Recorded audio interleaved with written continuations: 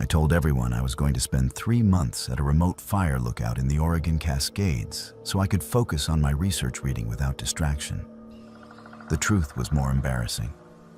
I wanted to disappear in a way that did not look like giving up. The tower had a name that sounded almost romantic on the assignment sheet, something like Eagle Crest. But the building itself was nothing more than a glass box on stilts at the top of a ridge. The only way in was a steep, switchbacking trail that took 3 hours with a heavy pack. Supply runs came twice a month, weather permitting. The rest of the time, it was just you, a radio, a pair of binoculars, and the sky. On my first day, the dispatcher's voice crackled over the radio as I stood in the cab surrounded by windows. "Lookout, this is base. Radio check, over."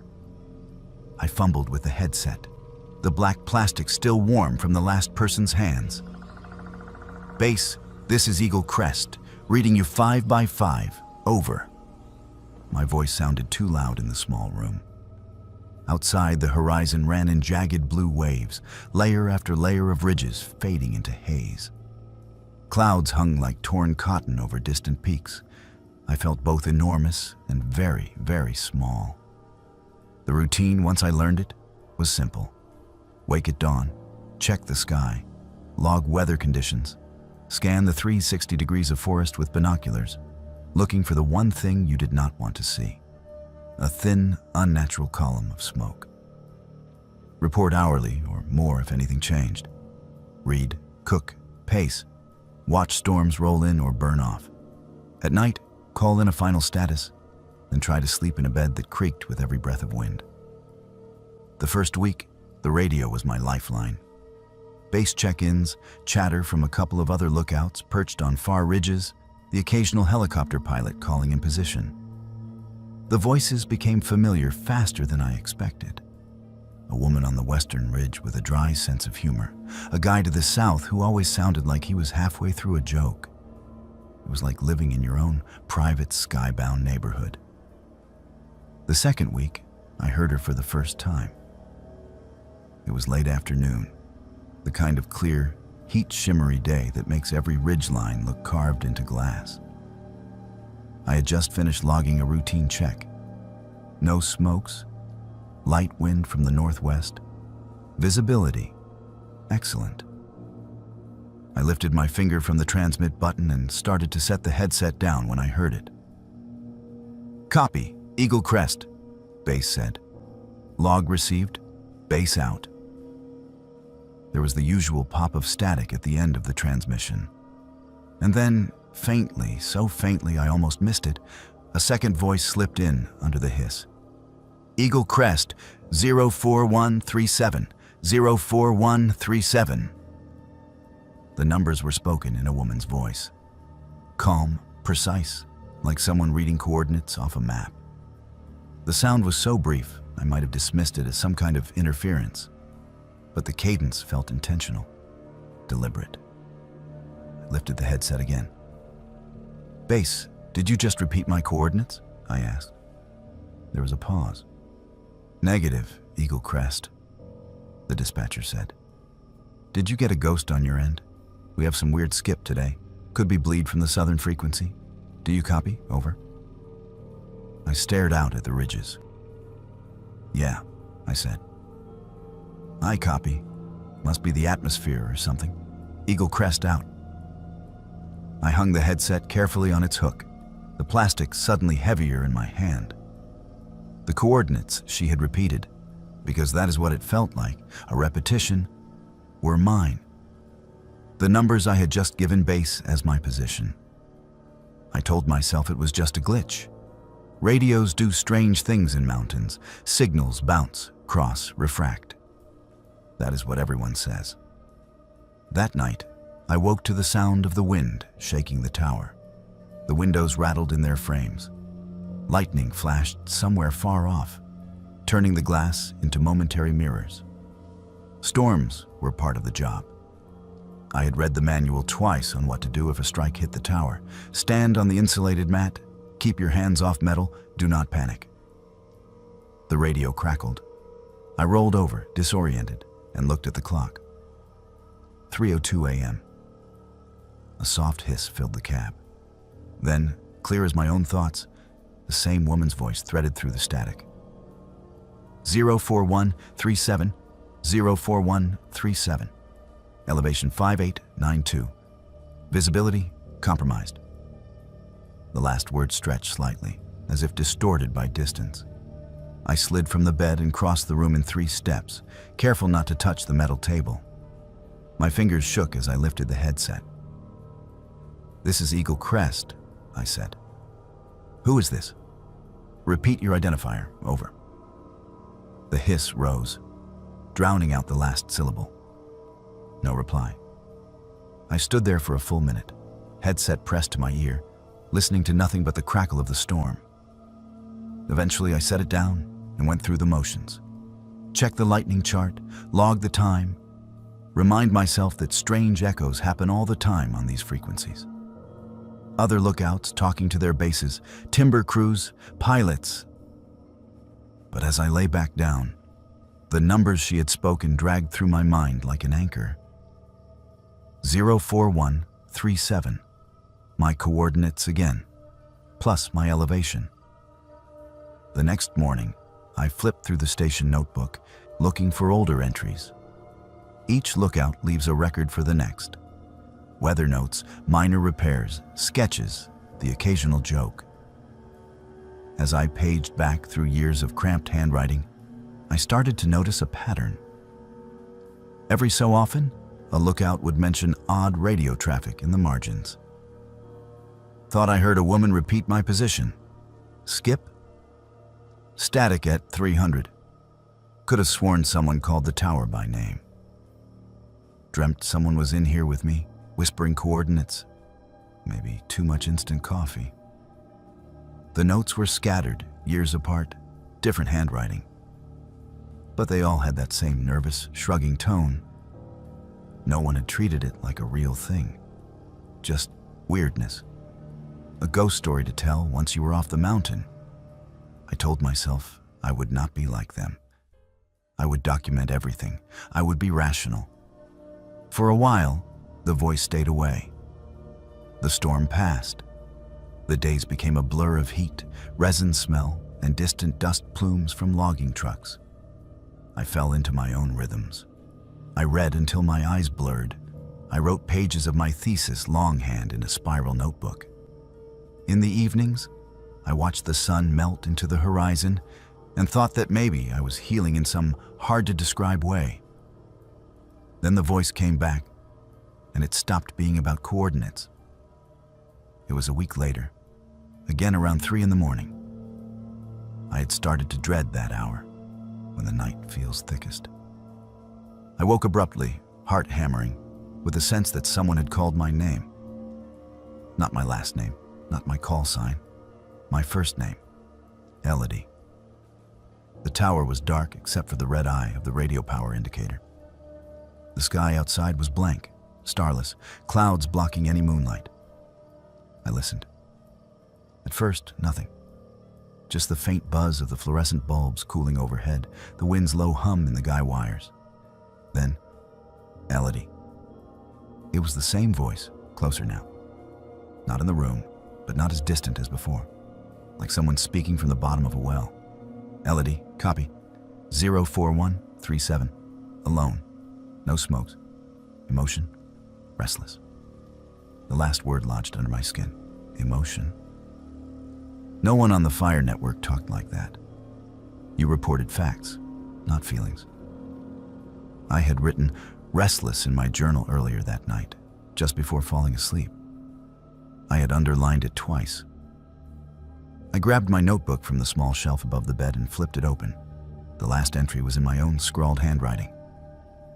July 11th. Windy. No smokes. Feel restless. Like the tower is too small. Like something is pacing just beyond the windows. My palms went cold. This is Eagle Crest, I said hoarsely into the headset. Identify yourself. What is your location? Over. Silence. I forced myself to count to 30. If you are another lookout, you need to use proper protocol. I said. "We can get your position logged. Do you copy, over?" Static rolled in like a wave, then ebbed. No response. In the morning, I called base as usual. I hovered over the transmit button, wondering if I should mention the unauthorized traffic. My brain lined up all the reasons not to. Maybe it was a prank on a neighboring frequency. Maybe I was half asleep and misheard wind gusts. Maybe. "Eagle Crest, this is base," the dispatcher said. "You are a little late with your first check. Everything good up there, over?" I looked at the ring of distant mountains. "Everything is fine," I said. "No smokes. Good visibility. Eagle Crest out." I wished, the moment I said it, that I had told the truth as I felt it. That something up here had learned my name. The next time the voice came, it bypassed the radio entirely. It was evening. Sunset had spilled itself across the sky, bruised purple and molten orange. I had done my last scan, logged the nothingness, and sat down at the rickety table with my notebook. I decided I would take control of the narrative the way any good researcher does, by collecting data. I wrote down the times the voice had appeared, what it had said, the weather conditions. I noted that it seemed fond of 3 a.m., that it repeated coordinates, that it had begun to mimic my private writing. I wrote one more line, the question I did not want to admit I was asking. "What do you want?" The radio hissed, though I had not touched it. "Eagle Crest," the woman's voice murmured. Not in my ears, but in my head, as clearly as if she stood behind me. "What do you want?" I froze. The pen slipped from my hand and rolled across the table. She continued, her tone observational, almost clinical. "Subject, Elodie. Duration, on station, 15 days. Sleep disrupted. Effect, anxious. Desire, to vanish without vanishing."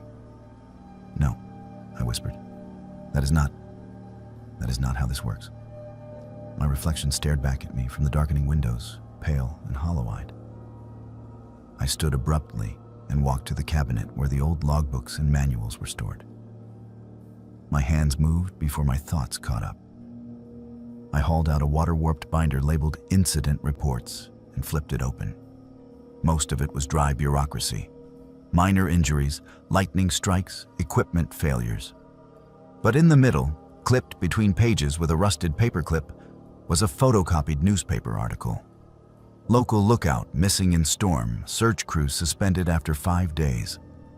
The photo below the headline showed a woman leaning against the rail of a lookout tower. Wind whipped her hair back from a determined face.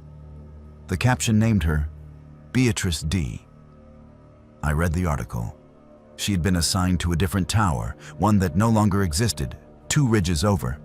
A freak storm had blown up. Radio contact was lost. By the time a ground team fought its way to the tower, the cab was empty. The logbook entries stopped abruptly mid-sentence. No signs of a fall, no footprints leading away. It was as if she had stepped out of existence. The date was 21 years ago. The coordinates, listed for her tower, were not the same as mine, but close enough that we would have seen the same storms. My skin prickled. I looked at the last page of her recovered notes, reproduced in the file. The final line, incomplete. 0300, heard voice repeating. No more. The radio headset sat on its hook, innocuous, black plastic catching the last light. I did not touch it. I did not say her name aloud. That night, the storm came without lightning. The wind rose, howling around the tower, making the structure shudder on its stilts. Clouds swallowed every star. At 3 a.m., like a clock striking, the radio came alive. "Eagle Crest, do you copy?" The woman's voice said. Not base, not any call sign I recognized. Just me. I stayed in bed, blanket pulled to my chin, watching the dim red eye of the radio glow. "You should respond," she said gently. "They will mark you as non-responsive." "Who are you?" I whispered. A soft, humorless laugh. "I am what you came up here to become," she said. "Signal with no source, coordinates with no body, a voice logged on paper after the fact." The wind rattled the windows. The tower creaked. My heart pounded so hard I thought it might crack my ribs. "You repeat my coordinates," I said. "You read my journal." "I keep track," she replied, "of who is alone, of who wants out, of who is already half gone." Something shifted at the edge of my vision. For a moment, I thought I saw a pale figure reflected in the glass, standing just behind my shoulder. Not fully formed, more suggestion than person.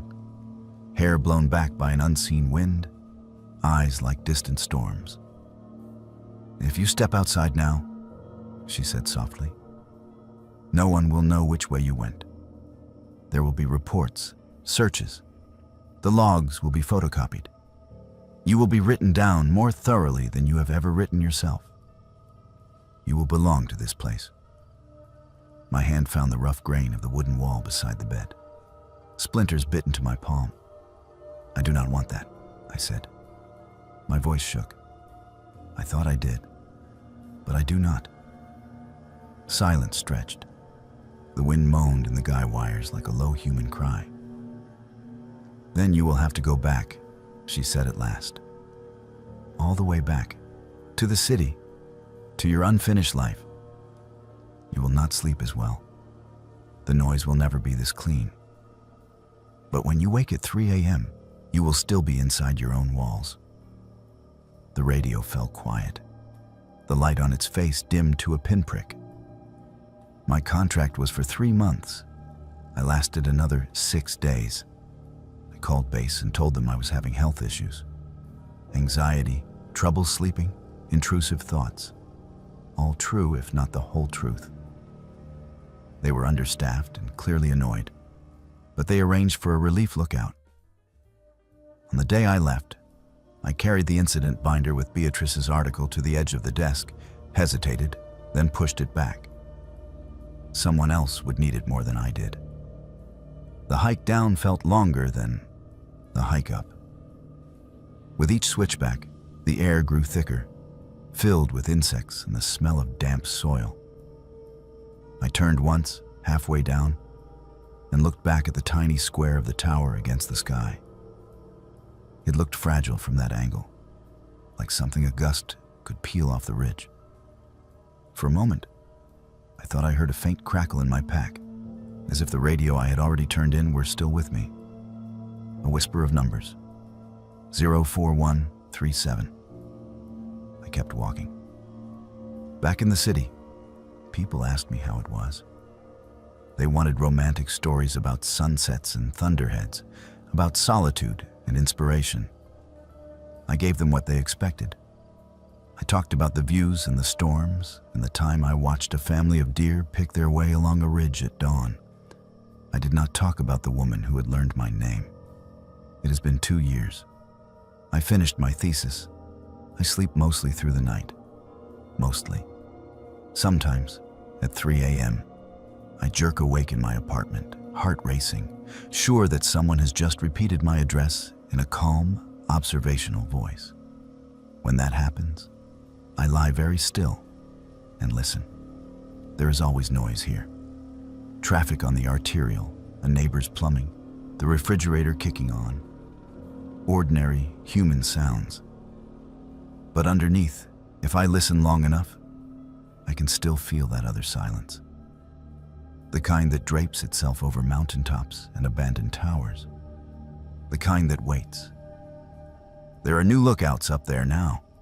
New names, new notebooks, new private worries. On dry days, when the wildfire maps explode with red polygons, I check the updates more often than I should. Sometimes there are small lines in the incident summaries. Brief comms interruption at 300. Unidentified transmission on channel. I wonder if they will write it off the way I tried to. I wonder if any of them will open the incident binder and see Beatrice's photo, standing where I stood. I wonder how many times she will patiently repeat their coordinates back to them before somebody answers.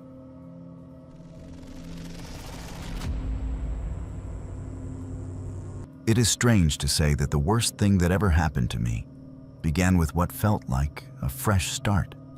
I had just turned 23, burned out from city life in Portland and tired of staring at spreadsheets in a windowless office. The Pacific Northwest had always felt like a postcard outside the glass, and all I ever did was look at it on my computer's lock screen. So when a seasonal trail maintenance position opened up in a national forest in Washington, I took it without hesitation. I told my parents I needed clean air and open sky. What I actually needed was to feel small in a place that was larger than my anxiety. The town where the ranger station sat was little more than a main street, a shuttered mill, and a bar whose neon beer signs never seemed to turn off. I arrived in late May, when the snow still clung to the high ridges, but the lower trails were opening up. Housing was included, which sounded ideal when you have barely any savings. They put all of us seasonal workers in an old bunkhouse a few miles from the station, tucked into the trees off a gravel road. The first night I stood outside with my duffel bag, listening to the wind comb through fir branches and the distant rush of the river. And I thought, this is exactly what I needed. Inside, the bunkhouse smelled like damp wood and coffee. There were 4 of us that season. 2 guys who had done this before and talked in shorthand about SAW certifications and trail numbers, a woman from Utah who was there mostly to climb every off day, and then 1 other new hire like me. His name was Oliver. Oliver kept to himself almost from the first minute. He chose the bunk in the far corner near the small window, lined up his gear with military precision, and answered questions with polite, clipped sentences. Dark hair, pale skin like he spent more time in libraries than in the sun, eyes that never quite met yours for more than a second. I told myself he was just shy. Not everyone fills empty rooms with chatter the way I do when I am nervous. During training, the 4 of us learned chainsaw safety, crosscut saw technique, how to clear blowdowns, how to deal with weekend hikers who think moderate means flip-flops. We also learned, almost as a side note, that this forest had its share of missing persons. People who underestimated distances, who got disoriented in sudden weather, who decided that an unmarked game trail looked interesting. Our supervisor mentioned them the way someone mentions a bad winter storm from years ago. A fact tragic but not immediately relevant. The first time I went out on a trail crew with Oliver, I noticed how much he watched people. At the first major trailhead, cars were lined up in the gravel turnout, condensation still fogging the glass from breath.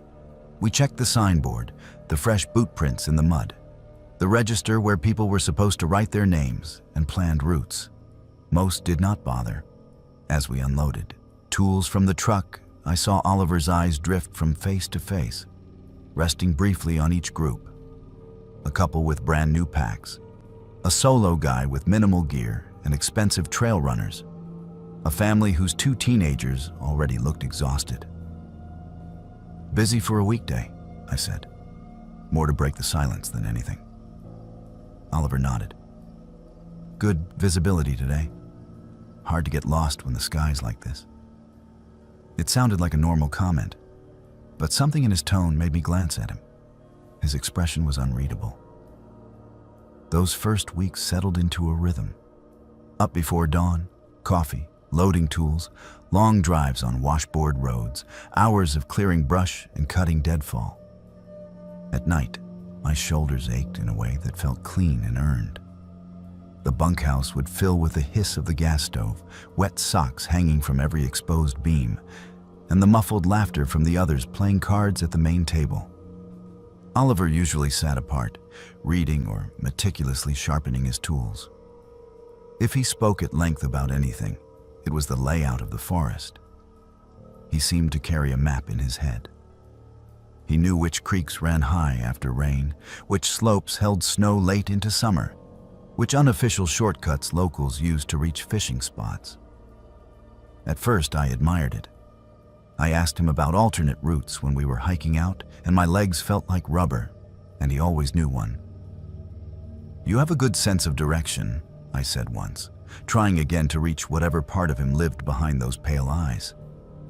He shrugged. "You pay attention or you disappear out here, that is all." The first small thing that bothered me happened in the third week. A notice went up on the corkboard at the station about a hiker who had not returned from a weekend trip. Male, late 30s, last seen at the same trailhead we used for one of our longer routes. It was not yet a full search, more of a, if you see him, radio in kind of alert. The photo showed a man with an easy smile and a distinctive blue water bottle clipped to his pack. 2 days later, I was outside the bunkhouse, rummaging in the back of our rig for a spare pair of gloves when I saw it. The same style of blue water bottle, scuffed in the same places in the photo, lying in a milk crate of miscellaneous gear in the truck bed. At first, I thought maybe it was coincidence. That style was common enough. But when I picked it up, there was a faint outline of a sticker that had been peeled away. In the missing hiker's photo, the sticker had been a small mountain logo. I hesitated, then carried it inside. "Someone lose a bottle?" I asked, holding it up. One of the returning guys looked over. "Must be from last season. Lost and found, maybe. Just toss it in the kitchen. Someone will use it." Oliver glanced up from his book, eyes flicking to the bottle and then away. "People forget things all the time," he said. There was nothing in his voice to grab onto, nothing you could call off. I set the bottle in the kitchen and tried not to think about it. The search notice came down a week later. No one said whether the man had been found. As July crept closer, the forest filled with more people and more stories. 2 teenage girls left their map in the car and needed to be walked out before dark. A trail runner sprained his ankle 4 miles from the parking lot. A family misread the loop length and trudged back to their SUV long after sunset, parents snapping at each other in exhaustion. Each time, we heard different versions over the radio.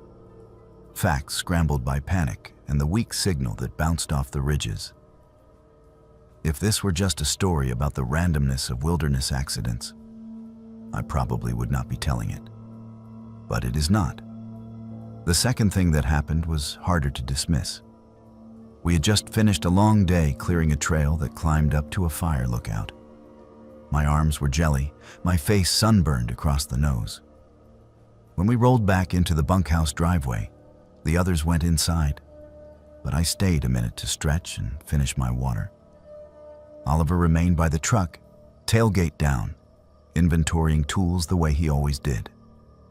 As he shifted a tarp aside, something slid and hit the bed with a dull thud. A backpack, old, dirty, with a rip across the top pocket. There was something about it that made my stomach clench. I had seen that pack before, hanging on the missing equipment board at the ranger station as an example of what not to buy.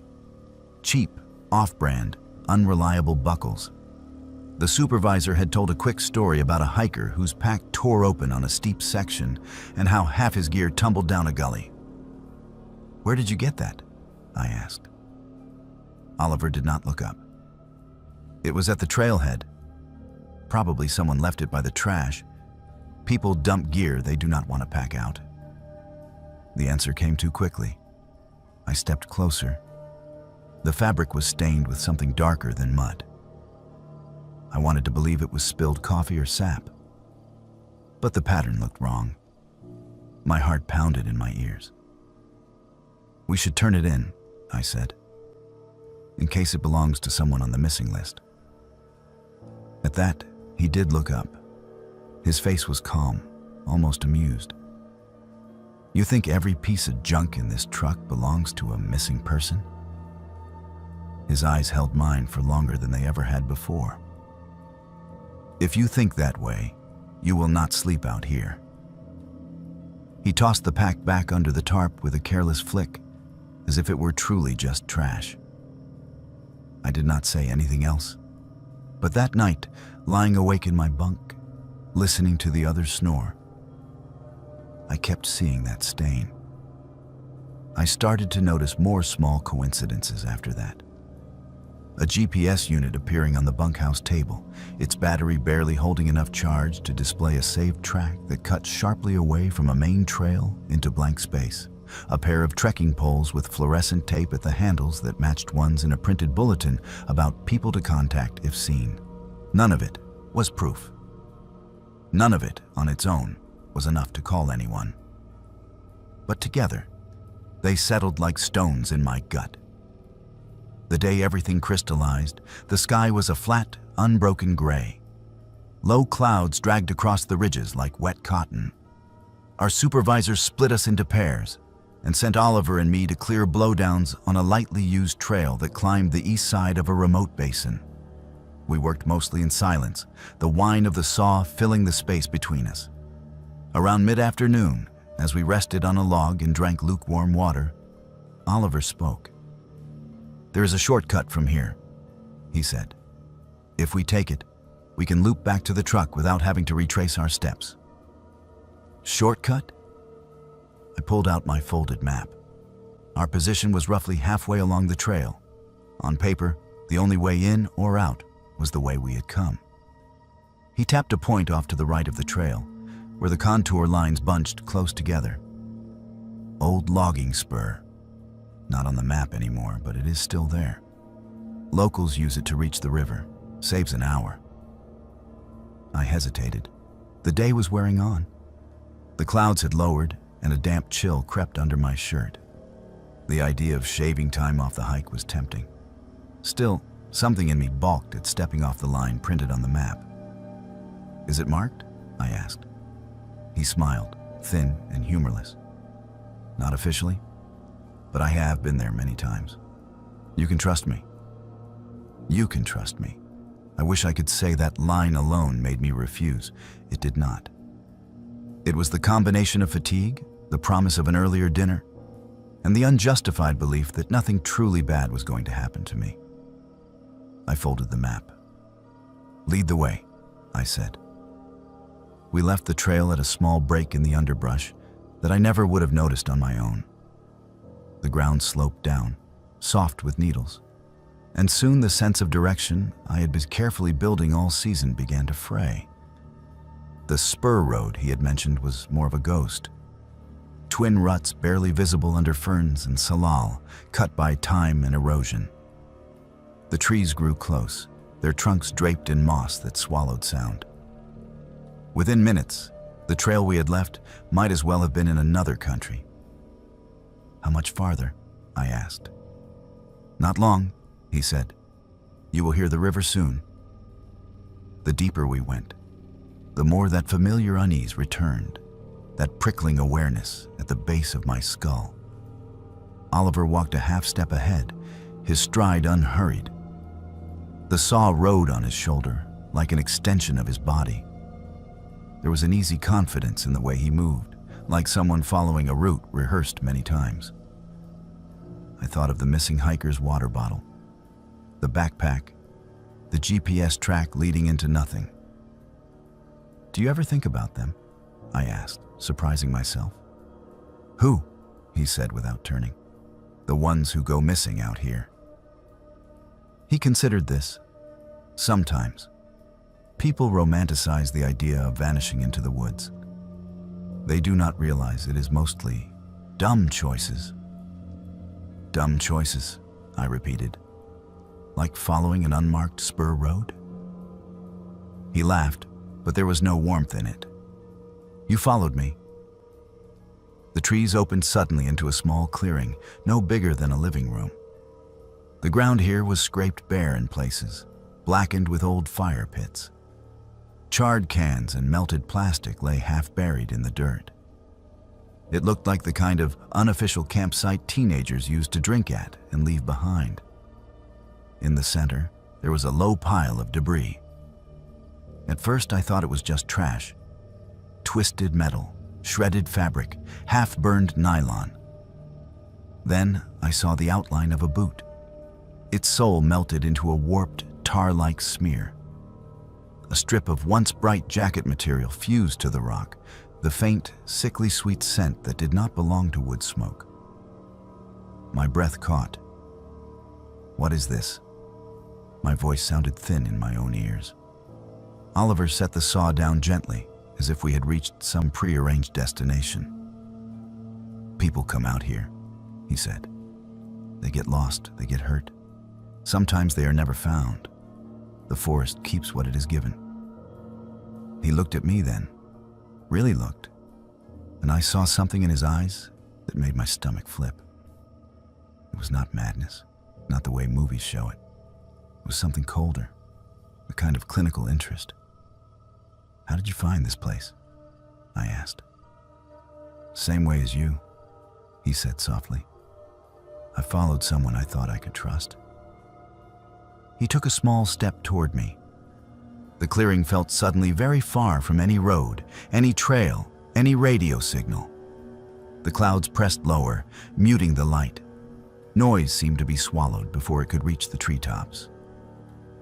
"I left a note," I blurted, the words tumbling out before I even realized I had planned them. "Back at the bunkhouse. Told them which trail we were on, what time we were due back."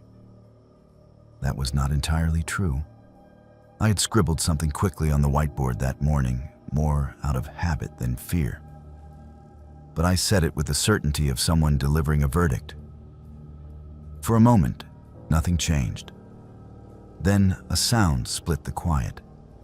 A sharp crack like a door being slammed.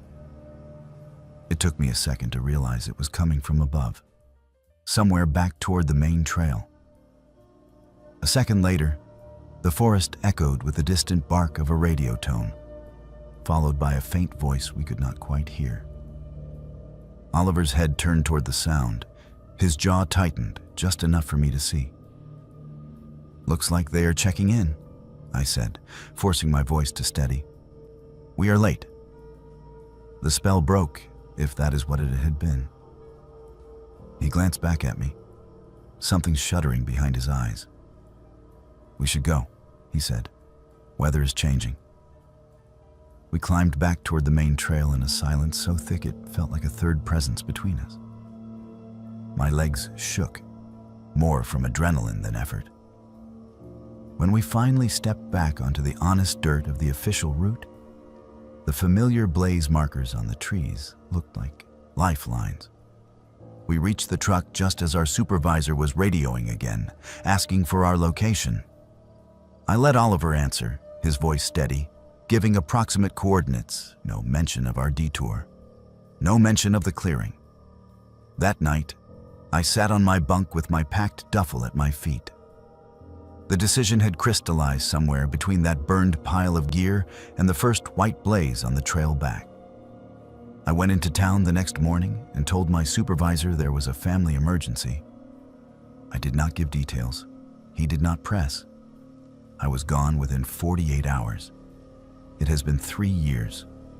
I live in a different state now, in a city big enough that the horizon is made of buildings instead of ridgelines.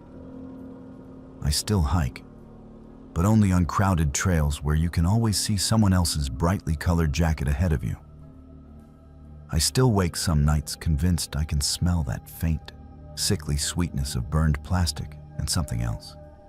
I check news alerts for that forest more than I care to admit. Last winter, an article popped up in my feed about a cluster of unresolved disappearances in that region, enough to spark a small media flurry before vanishing under more immediate headlines. There was a photo of a familiar trailhead, cars lined up in the gravel turnout. People smiling, shouldering packs, unaware of the trees watching them. I studied every face in the picture, searching for Oliver. He was not there.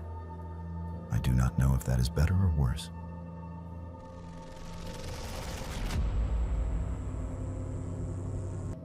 My grandmother used to say the forest remembers every bargain you make with it. When I was a kid, spending sticky summers in her little coastal town in the Pacific Northwest, I thought that sounded cozy, like the woods were a big old aunt keeping track of birthday presents. Only later did I understand that she meant every bargain, even the ones you do not realize you are making. Her house sat above a stretch of second-growth timber and swampy creek beds, with a single rough trail leading down into what everyone simply called the green. On the wall above her kitchen table hung a faded photograph of a cedar stump so massive 3 children could stand shoulder to shoulder inside the hollow. She called it the mother. In her stories, loggers who took more than they needed or hunters who killed for sport always found their way back to that stump in the end. Sometimes alive, sometimes not. I forgot those stories for years, the way you forget lullabies. Then, after the accident, they came back all at once. The accident was 3 sentences in the news. A drunk driver, a rainy night, someone else's taillights spinning out of view. My partner, Daniel, walked away with a concussion and a jag of glass in his shoulder. The other driver did not walk away at all. After the court dates and the insurance calls and the endless parade of people saying it could have been worse, we were both left with the same unspoken question. Why did we get to keep going when someone else did not? I was the one who suggested going back to my grandmother's town. She had been gone for years by then. The house sold to a couple from Seattle, but the forest was still there. I told myself we would hike the old trails, breathe the salt and cedar, and somehow drain the poison out of our heads. We followed the same rough path from the highway turnout, past the blackberry tangle and the rusted fence post that had been there since I was 8. The green swallowed us quicker than I remembered. Salal leaves brushed our knees. Slanted shafts of light turned dust motes into slow, falling stars. Daniel walked ahead, shoulders hunched, the scar on his temple a pale crescent against his tan. The clearing was not where it used to be. Or maybe the forest had shifted around it. We almost walked past it entirely. One moment there were trees on all sides, the next we stepped into a ring of open light, and there it was. The mother had rotted in the years since that kitchen photograph. The stump was still enormous, taller than my chest, but the wood was furred with moss, its heart eaten out into a dark, damp bowl. Someone had been here recently. Glass jars of berries and coins sat along the rim.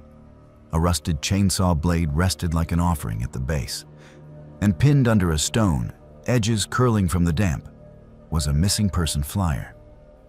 The man's face looked tired and kind. Local logger still missing after 3 weeks. These things get everywhere, Daniel muttered, looking away. You okay? I asked. He was already kneeling beside the stump. I dream about this place, he said softly. I did not know what it was, but this shape, like something waiting with its hands out. He touched the moss with the tips of his fingers. For a second, I wanted to pull him back, the way you grab a child reaching for a hot pan. Maybe we should go, I said. We can come back another day. Or we can ask it, he said, not looking at me. Like your grandmother would. The way he said it made my skin crawl. I had never told him half of those childhood stories. I opened my mouth to say so and tasted cedar and iron on my tongue.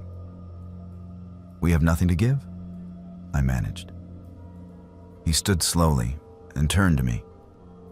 His eyes were wet, but not with tears. It was like the color had loosened inside them.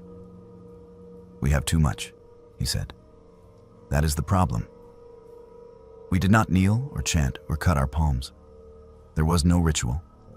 We just stood there, the two of us and the stump and the silent trees. In my head, words arranged themselves without my consent. Take this weight. Take the nights where he wakes up choking. Take the replay of headlights and metal. Take the fact that we are still here when that man is not. The forest listened. I felt it. The way you feel a room listen when you say something you cannot take back. On the hike out, Daniel walked lighter than I had seen him in months. He talked about small things. Coffee shops back home, a movie he wanted to see. How he should call his sister. The knot between his shoulders had loosened as if cut. I, on the other hand, felt like someone had poured wet sand into my bones. Each step was an effort. By the time we reached the car, my hands were shaking. "You look pale," he said, frowning. "Maybe I am the one who needed this trip less." He drove us back to the city. I watched the green strip past the window and had the irrational thought that if I blinked too long, the trees would be inside the car with us. The nightmares started that week. Not of the accident, those had been Daniel's, but of wood splitting open. In the dreams, I stood in that clearing as the cedar stump flexed, its rotten heart cracking to reveal faces pressed into the grain. Eyes and mouths, and the faint white half-moon of teeth, all layered like growth rings. Some I recognized from news articles I had skimmed and forgotten. Others were strangers. All of them looked at me with the same exhausted relief, as if I had finally shown up for my shift.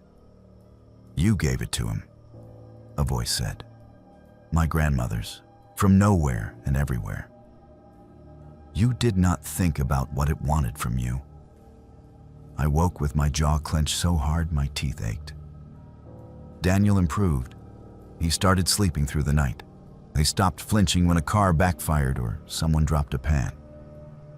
The guilt that had lived in his shoulders thinned into something manageable. He signed up for a night class. He laughed sometimes from his whole chest. I stopped going outside alone. It took me a while to realize the pattern. Rain made it worse. On wet mornings, every street tree felt like a spine at my back. Cedar, fir, even the sad little ornamental things in sidewalk squares, all of them seemed to lean in when I passed. More than once I thought I heard a low creak above me, followed by a soft, damp sigh. I tried to ignore it. I walked in the middle of the sidewalk. I took buses instead of cutting through the small park near our apartment. The city was not a forest, I told myself. Concrete and traffic and a scattering of trees were nothing compared to the endless green of home. Then, one gray afternoon, I made the mistake of cutting through that park anyway. It was faster. I was late. My umbrella was dripping in my hand. The path curved between a cluster of cedars someone had planted years ago to make the space feel less sterile. I got 3 steps in before the world narrowed. The air grew thick, heavy with the same damp rot smell as that stump. My ears popped. The sound of the street faded into a dull hum. For a second, the trunks around me seemed wider, older, their bark ridged into familiar lines. I stopped walking. The sense of being watched pressed in from all sides, intimate and impersonal at once. A weight settled across my shoulders. Not hands, exactly, but not hands. "You owe," something breathed. Not in words, but in the same way a storm cloud promises rain. I backed out of the trees the way you back away from an animal you do not want to spook. When I reached the sidewalk, the spell snapped. The sounds of the city rushed back in. Horns, footsteps, someone laughing into their phone. The cedars behind me looked small and harmless. Their branches dripped, shivered in the drizzle like any other trees. I did not tell Daniel. "How do you say? The forest followed us, and it is asking for the rest of what I promised." He is doing well. He volunteers with a road safety group now. Sometimes he talks about going back up the coast when the weather is nice, maybe taking a few days to hike those old trails you used to love. I always change the subject. I know this sounds irrational. Trauma does strange things. I could go back to therapy and put all of this under tidy labels: survivor's guilt, projection, magical thinking. But when I imagine stepping under cedar branches again alone, my body answers before my brain can. My throat tightens. My palms sweat. My feet stay rooted to the pavement. My grandmother used to say the forest remembers every bargain you make with it. I did not understand that there is no partial payment. You do not get to drop your guilt at an old stump and walk away clean. Some days I feel like I am living on borrowed ground, a patch of concrete on top of roots that go much deeper than the pipes and cables underneath. On those days, I do not look up. I do not want to see whether the city's trees are leaning just slightly in my direction, waiting for the moment I step far enough away from the crowds for the mother to call the rest of the debt due.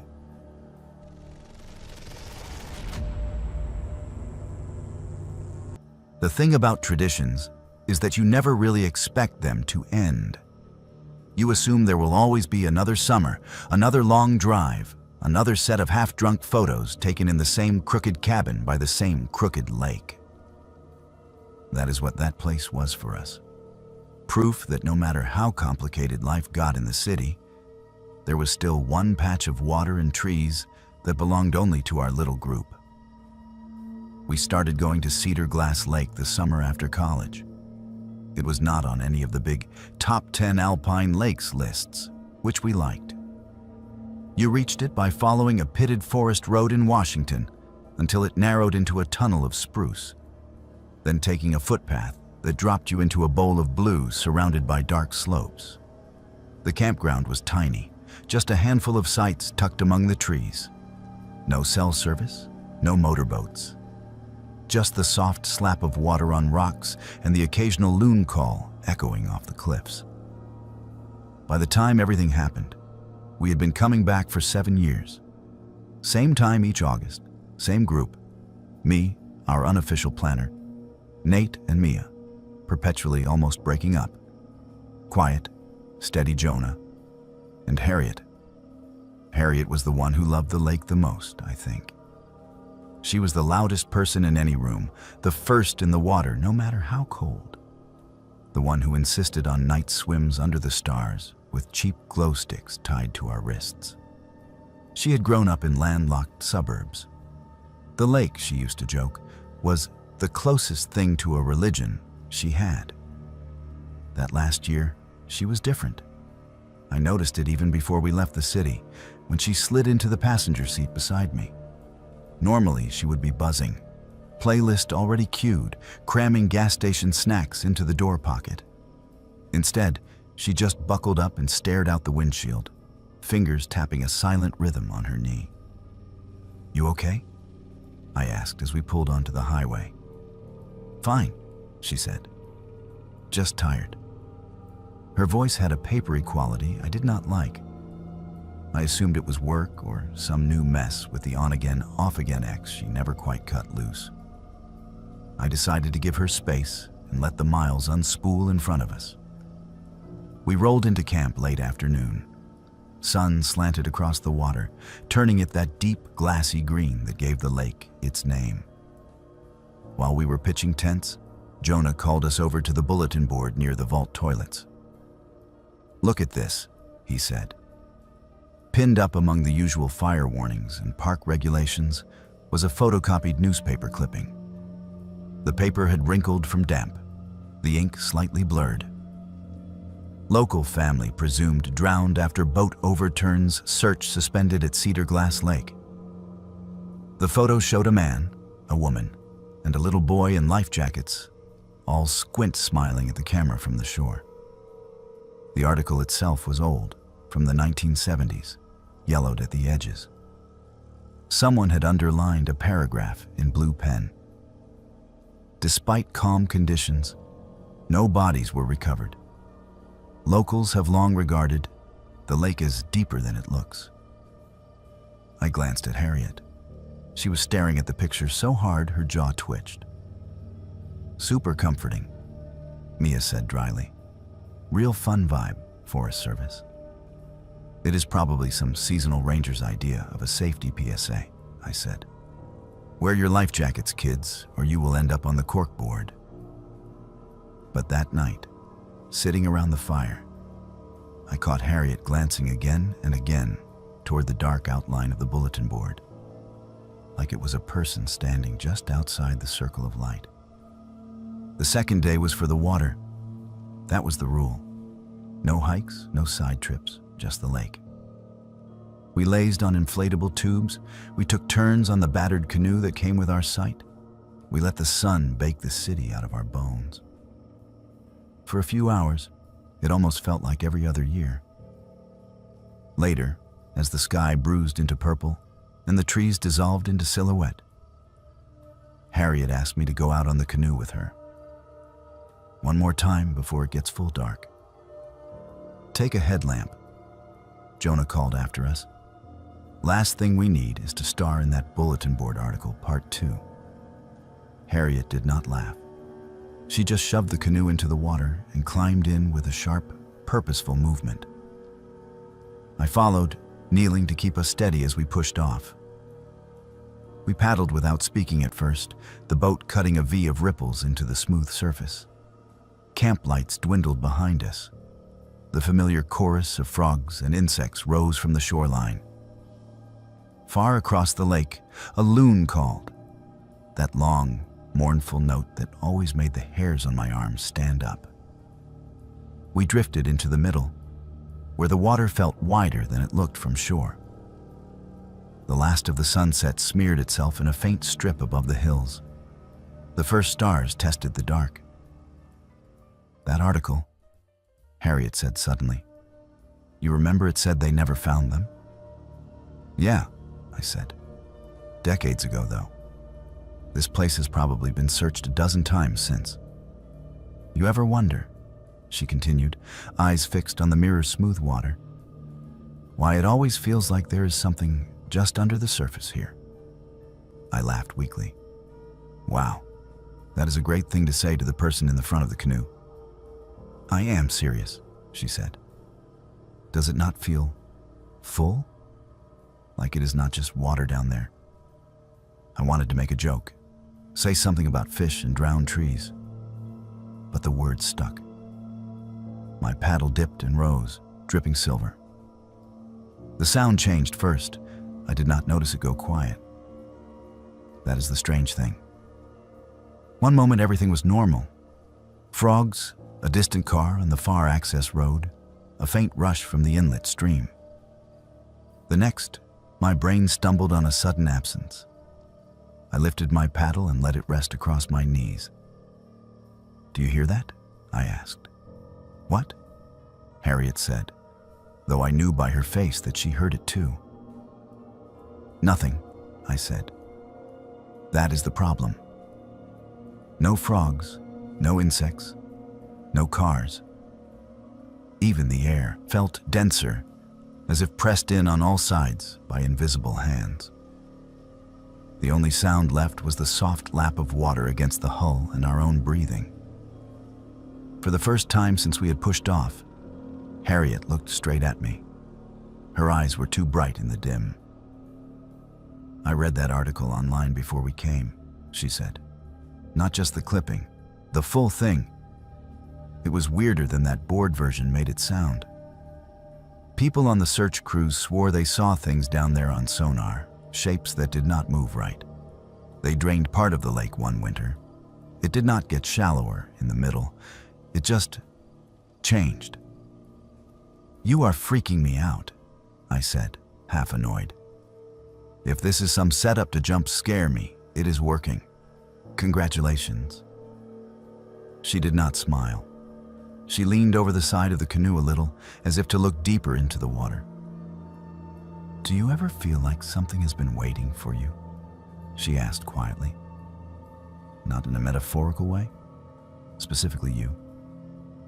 The echo of her words trembled across the lake, too clear in the unnatural stillness. Harriet, sit back, I said. You are going to tip us. She ignored me. In the reflection, I saw us doubled. Two pale faces floating on black, the canoe a thin line between. Then, as I watched, the reflected canoe stuttered. For a second, it lagged behind the real one, then snapped back into sync. It happened again when I blinked, like a video buffer hitching on a bad connection. Did you see that? I whispered. Harriet nodded. They finally picked me, she said. Before I could ask what that meant, she leaned farther, so abruptly the canoe lurched. My reaction was pure instinct. I flung myself to the opposite side to counterbalance. The boat rocked, water slapping against the hull. Then she was gone. There was no splash.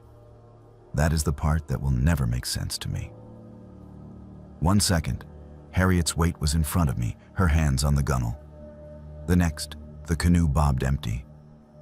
The water where she had been was smooth as glass, our twin reflections undisturbed.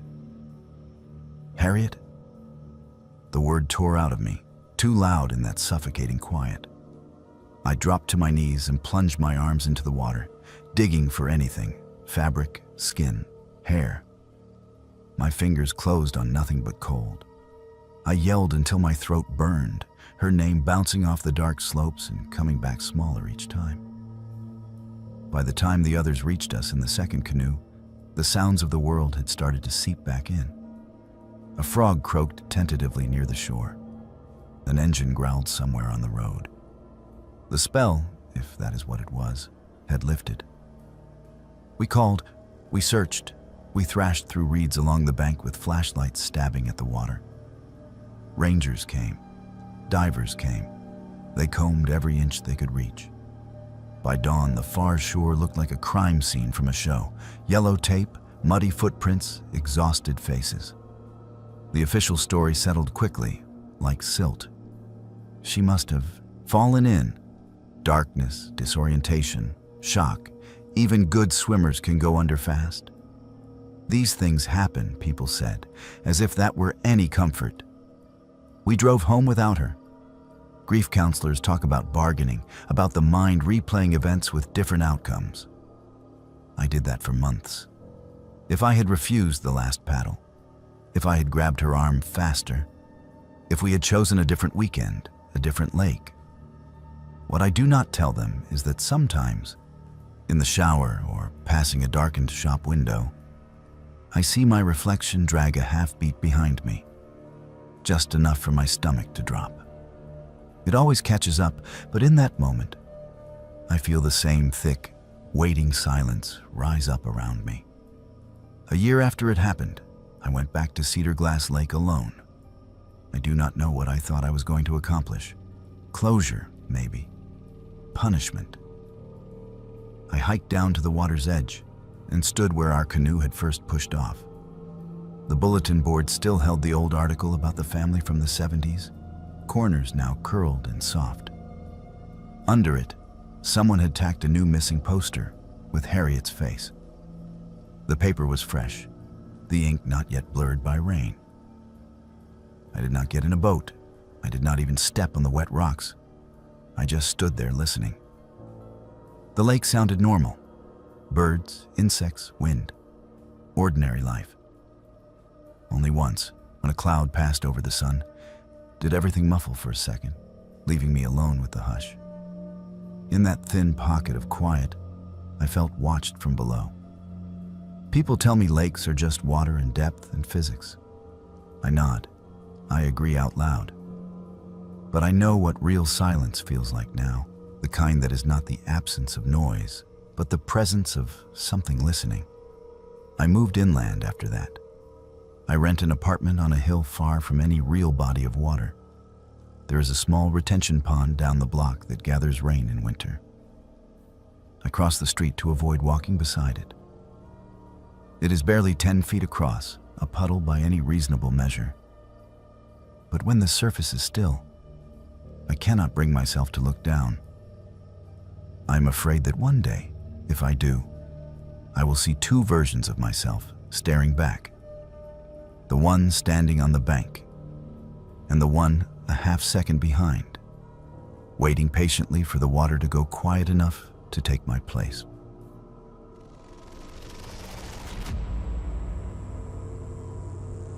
The job that almost got me killed did not look dangerous on paper. It was a contract position with a delivery company that serviced cabins and research sites along decommissioned logging roads in Oregon. I told myself it was temporary, just something to plug the hole in my bank account after my last office job evaporated. I also told myself I had always been good with maps, and that being alone in the woods felt more honest than being alone in a cubicle. Most days, it really was simple. I would load the truck at dawn, punch my route into the handheld GPS, and spend the rest of the day following a web of gravel roads that snaked into the foothills. Packages were mostly boring: tools, non-perishable food, replacement parts. The roads were not. Some still had faded Forest Service numbers nailed to trees.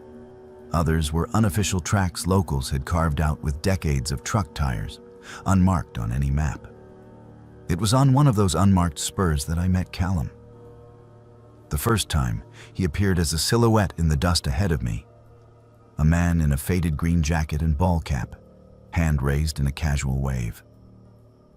I slowed on reflex. He stepped off to the side and waited until I pulled even. "You the new delivery driver?" he asked. His voice had that soft Pacific Northwest drawl, vowels rounded by rain. "Guess so," I said. "I am still learning the roads."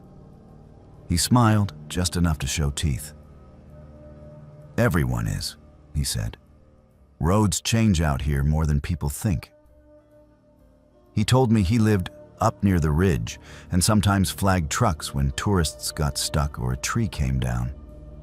He gave me directions around a washout that had eaten half the road a mile ahead. They were accurate. When I checked the updated route later, I realized he had shaved nearly 40 minutes off my day. After that, I saw him a lot.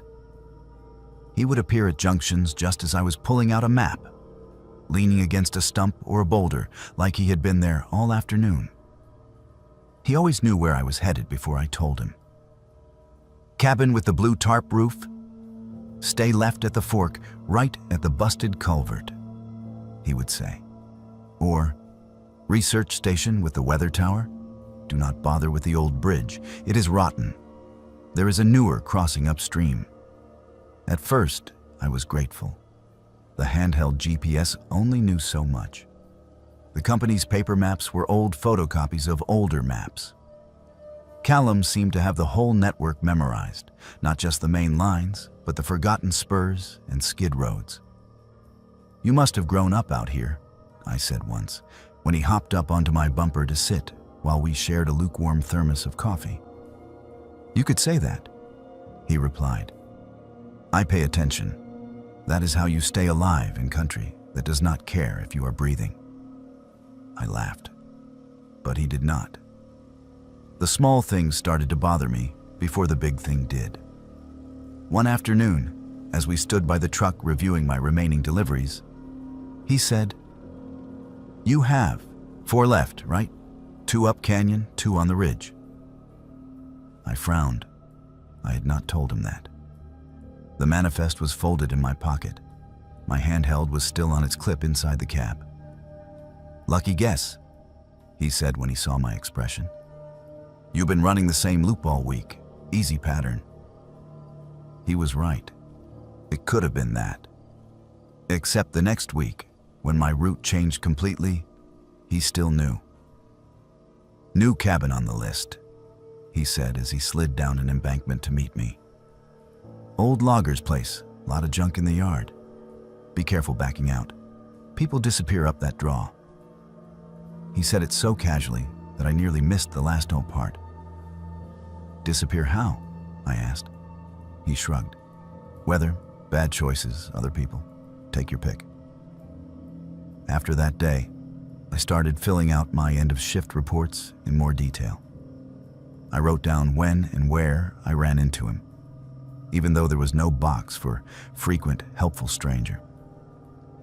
I told myself I was being paranoid, that I was just not used to someone taking that much interest in my work. The day it turned came heavy with fog. Low clouds draped the hills, beads of water clinging to the fir needles like sweat. The dispatcher had added a last-minute package to my route that morning, a small box for a unlisted cabin, coordinates attached. When I plugged the numbers into the handheld, they dropped like a pin into a blank corner of the map where the contour lines closed in tight. "Road used to be there," the dispatcher had said. Might still be. If you cannot find it, bring the package back. I found Callum first. He was standing in the junction where my main road narrowed into a rutted spur, hands in his pockets, jacket dark with damp. Was wondering when they would send someone down this way, he said. You know this road? I asked. Better than your little gadget does, he said. It will tell you it ends a mile in. It is wrong. I should have turned around. That is the part my therapist keeps circling back to. You saw the sign, she says without saying sign, and you drove past it anyway. Cabin for these coordinates, I said, holding up the handheld.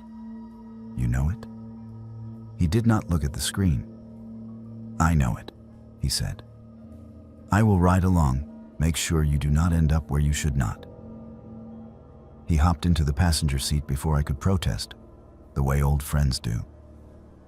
He smelled like wet wool and wood smoke.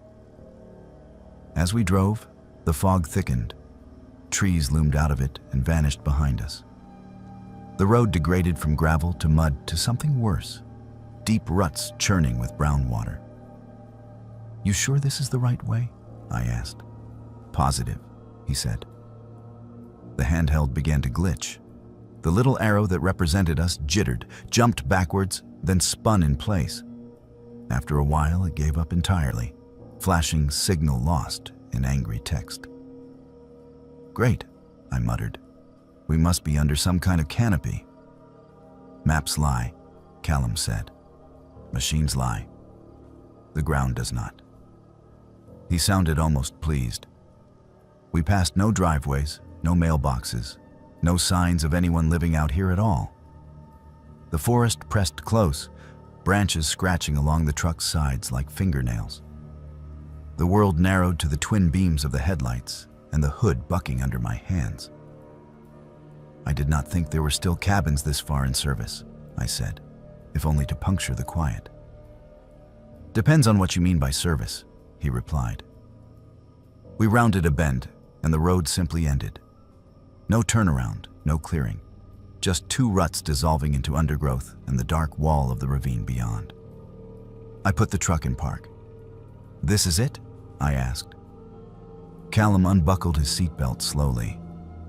This is where the map says people stop existing, he said.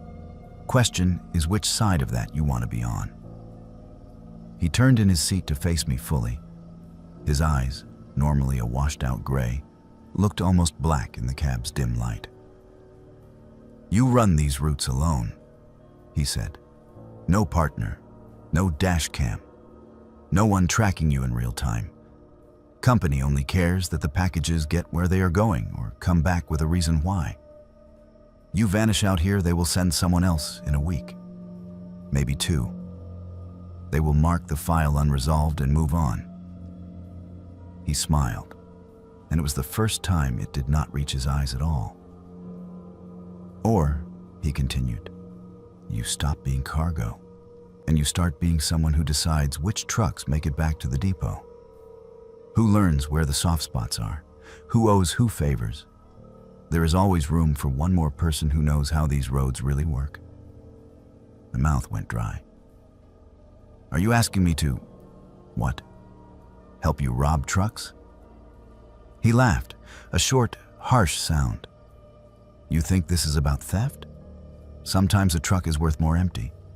Sometimes someone wants a person to disappear without the fuss of city cameras and witnesses. These roads are good for that, have been for a long time. You have a choice. Be helpful or be missing. The package on the seat between us suddenly felt like a prop in a bad play. I forced my voice to stay level. You think I did not tell anyone where I was going today? He tilted his head, studying me. You might have. Most do not. I radioed dispatch before I came up this spur. I lied. Gave them the coordinates, told them I was with a local named Callum who offered to guide me. His jaw twitched just enough. You should not lie so easily, he said softly. It makes people wonder what else you are good at. Outside, the fog thinned for a moment, revealing a slice of sky. Somewhere far off, a chainsaw snarled to life, then cut out. The ordinary sound of work, but it threaded an anchor into me. "Either way," I said, fingers inching toward the gear shift. "They know I am late. They know where I am supposed to be. If I do not check in on schedule, someone will come looking." We both knew how thin that assurance was. Search areas out here were measured in drainages, not blocks. But it gave me enough courage to act. I slammed the truck into reverse and stomped the gas. The tires spun in the mud for a heartbeat that felt like an hour, then grabbed. The truck lurched backward.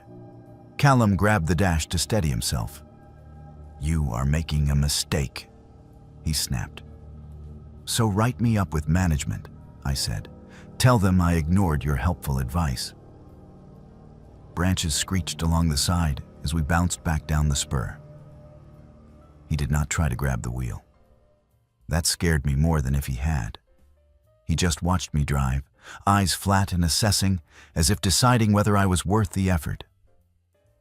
At the junction, I cranked the wheel, got us back onto the main road, and did not stop until we hit gravel, then pavement, then the familiar, ugly box of the depot rising out of the mist.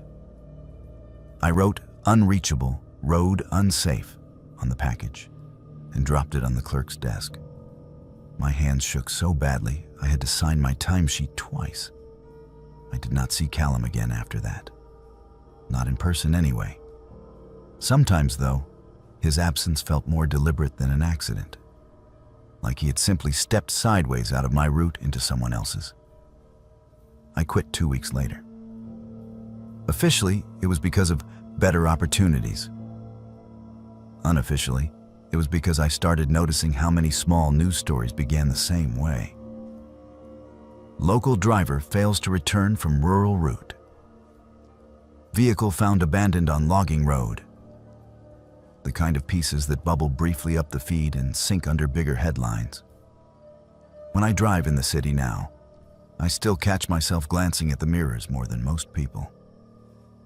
Not for cop cars or tailgaters, but for a shape in a faded green jacket standing at the edge of the road, hand raised in that easy, casual wave. I have learned to take the long way around any dead end. Out here, a road that looks like it just stops rarely does. It just keeps going where the maps decided people did not need to follow.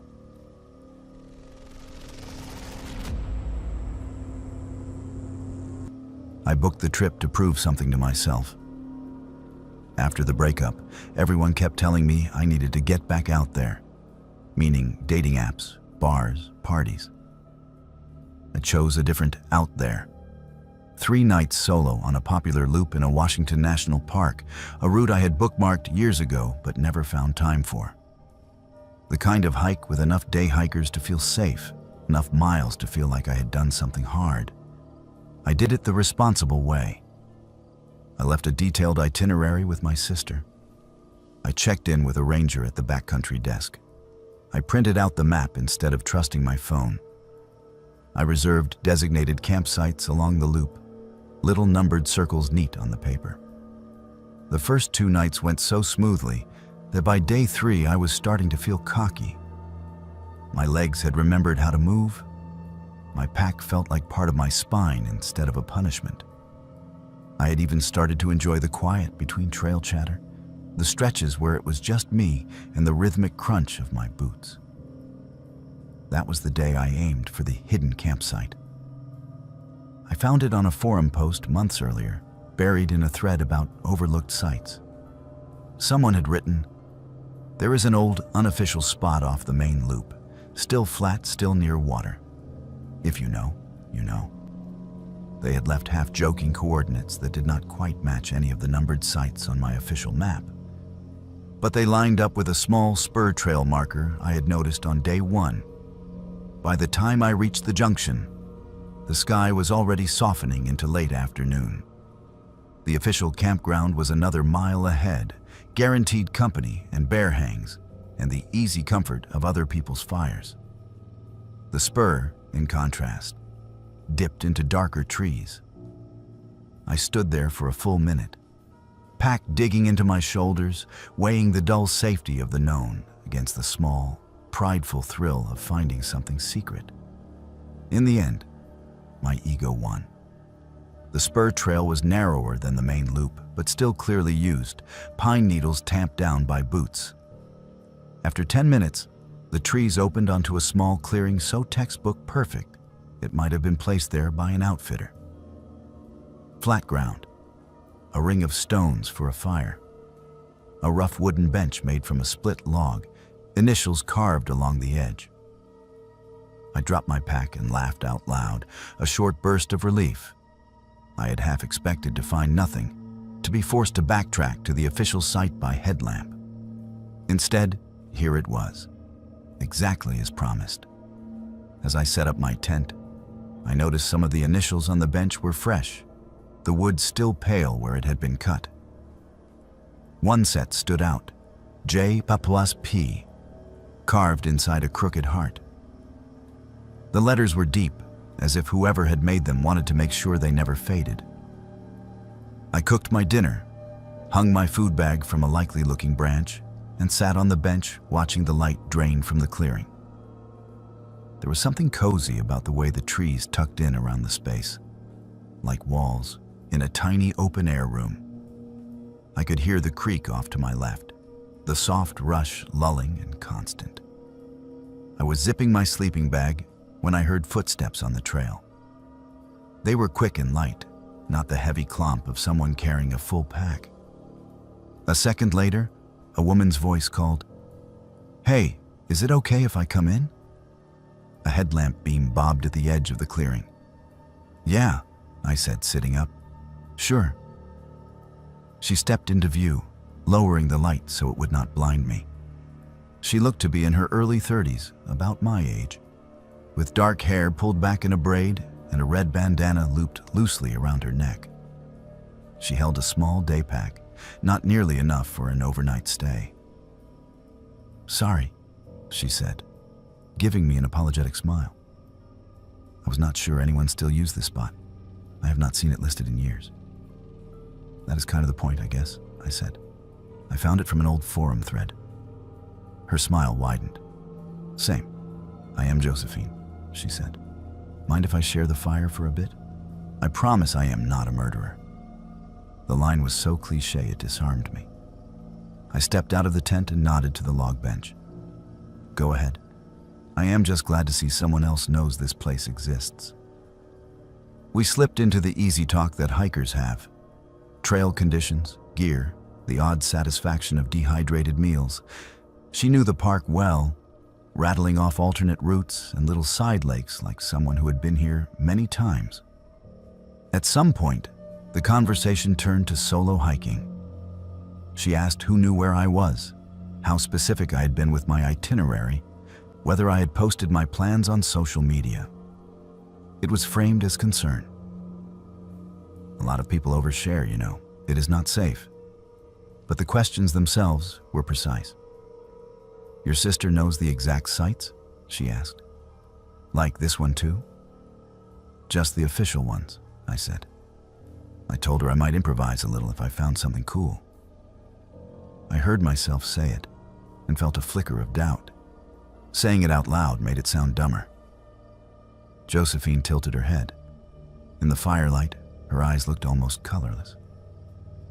"So, hypothetically," she said lightly, "if you did not show up on schedule, they would start looking on the main loop." "I guess," I said. "There are only so many places to camp out here." "True," she said, "but there are more places than people think." A log shifted in the fire, dropping a spray of sparks. For a heartbeat, the clearing brightened. In that flash, her face looked wrong, not monstrous or deformed, just blank, like someone who had practiced making the right expressions without ever feeling them. The air felt suddenly colder. "What about you?" I asked, forcing my tone casual. "Who knows you are out here?" She smiled again, but did not answer that question. Instead, she leaned her elbows on her knees. "Do you ever think about how many people have slept right here?" she said, nodding. "At the tent pad. How many stories cross through one little patch of dirt? Weddings, breakups, people trying to get over something, people never making it back." It should have been a normal campfire musing, but the way she said people never making it back sat heavy in the air. I glanced at the bench.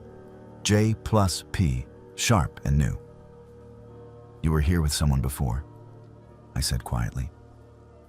For the first time, her expression flickered. Then she laughed too quickly. "Everyone is here with someone before," she said. "That is what makes it a good campsite." We talked a little longer, but the rhythm was off. I felt like prey trying not to look like prey. Eventually she stood, brushing pine needles from her jeans. "I should head back," she said. "I am at one of the numbered sites, friends waiting. You know how it is." "You hiked in with just that?" I nodded at her small pack. "Light and fast," she said. "I like to move." She stepped to the edge of the clearing, headlamp flicking back on. Just before she disappeared into the trees, she paused. "Hey," she said. "You did not post about this spot online, did you? Places like this get ruined when too many people know." "No," I said. "I did not." "Good," she said. "It is better when the forest chooses who finds it." I slept badly. Every creak of a branch sounded like footsteps. Every gust of wind felt like breath on the tent wall. At some point, exhaustion dragged me under. When I woke, the clearing was bright with mid-morning light. For a blissful second, everything felt normal. Then I stepped outside. There was no fire ring. The circle of stones, the blackened ash, the half-burned log. It was all gone. The ground where it had been was covered in undisturbed pine needles and tiny ferns, as if no one had built a fire there in years. The bench was gone too. In its place was a scatter of moss-covered rocks. My tent and my footprints were the only signs anyone had camped there at all. My heart hammered in my throat. I spun in a slow circle. The same trees ringed the clearing, but the space felt smaller, the walls closer. I grabbed my map and marched straight back to the ranger station without stopping to eat. The ranger at the desk listened politely as I explained. Old forum, hidden site, another hiker, vanishing campsite. My words tumbled over each other, half apology, half accusation. He unfolded a large laminated map and traced our loop with a blunt finger. "There used to be a few unofficial spots off that spur," he said finally. "We decommissioned them years ago. Too many impact issues. They are not on any current list. There should not be a fire ring there at all." "There was," I said. "And then there was not." He gave me the look people give when they suspect you are either very rattled or slightly unstable. "Sometimes folks move stones. Clean up old sites," he said gently. "Make it look like nothing was there." "In one night?" I asked, without leaving any sign. He hesitated, then changed tack. "You said the other hiker's name was?" "Josephine," I said. "Dark hair, red bandana, knows the park really well. She said she used to come here with someone else." Something shifted in his expression. "We had a missing person case 2 years ago," he said slowly. "Young woman, black hair. There was an unofficial site like you described where some of her stuff turned up. She was last seen with a partner. First name started with P. We never found them. We do not advertise that spot anymore." "Do you have a picture?" I asked. He shook his head. "Even if I did, I could not show you," he said. "Privacy. And it was a while ago. Memory can play tricks." I left the station feeling less anchored than when I had come in. Maybe it was a coincidence. Maybe there were a dozen women with dark hair and red bandanas who loved that loop. Maybe someone did haul away every rock and burned branch while I slept, out of some leave-no-trace zealot streak. Or maybe I had shared a fire with a story the forest was not finished telling. Back home, I deleted my old forum account. I stopped posting photos with geotags. When friends asked for route recommendations, I gave them the official campsites, the ones everyone knows. I never mentioned the clearing that was there one night and gone the next. Sometimes I think about the question Josephine asked me, the only one that seemed to really matter. Who knows exactly where you are? These days when I hike, I make sure the answer is always more than one person. I text when I leave the trailhead and when I get back. I stay where the maps say I should be.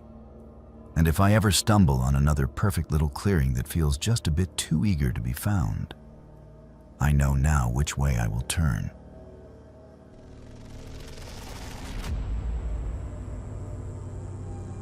People talk about summit fever like it is some dramatic thing, a madness that grips you near the top and makes you reckless. In my experience, it is much quieter than that. It is just the slow, creeping idea that turning back would mean all the weeks of training and gear and planning were for nothing. That is the thought that had been circling our group for 2 days on Mount Rainier when the voices started. There were 4 of us on that attempt. I was the least experienced, the one who still double-checked every knot like a nervous student. Then there was Mia, tough and wiry, who could climb all day and still crack jokes in the tent. Our guide was an older climber named Sam, patient in the way only people who have watched a lot of egos deflate at altitude can be. And then there was Rupert. If mountains could shape-shift into people, they would pick someone like him. Calm, methodical, solid. He never bragged about his experience, but every guide we passed on the lower glacier knew him by name. When he said a bridge was safe, you crossed it. When he said we were done for the day, you did not argue. The forecast had looked decent when we left Paradise. A small system brushing the upper mountain, winds increasing overnight, nothing unusual for that time of year. We made high camp in a basin that felt like a frozen bowl of light. Tents dug into snow walls, stoves roaring, headlamps bobbing like fireflies as teams moved through their routines.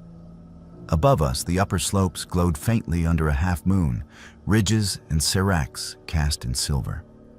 Alarm at midnight, out by 1, Sam had said. If the wind is too bad, we reassess. The mountain will still be here next year. We all nodded. No one meant it. Sometime before the alarm, the wind arrived.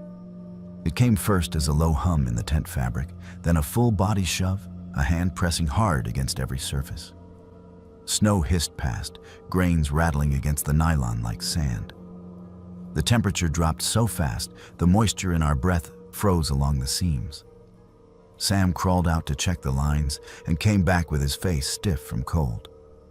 "Gusts are ugly," he said. "We watch for a window. Hydrate, but stay in your bags. No one is going anywhere until I say." I lay there in the dark, listening to my own breathing. The sound of other teams moving outside, zippers, muffled shouts, faded as more people made the same calculation.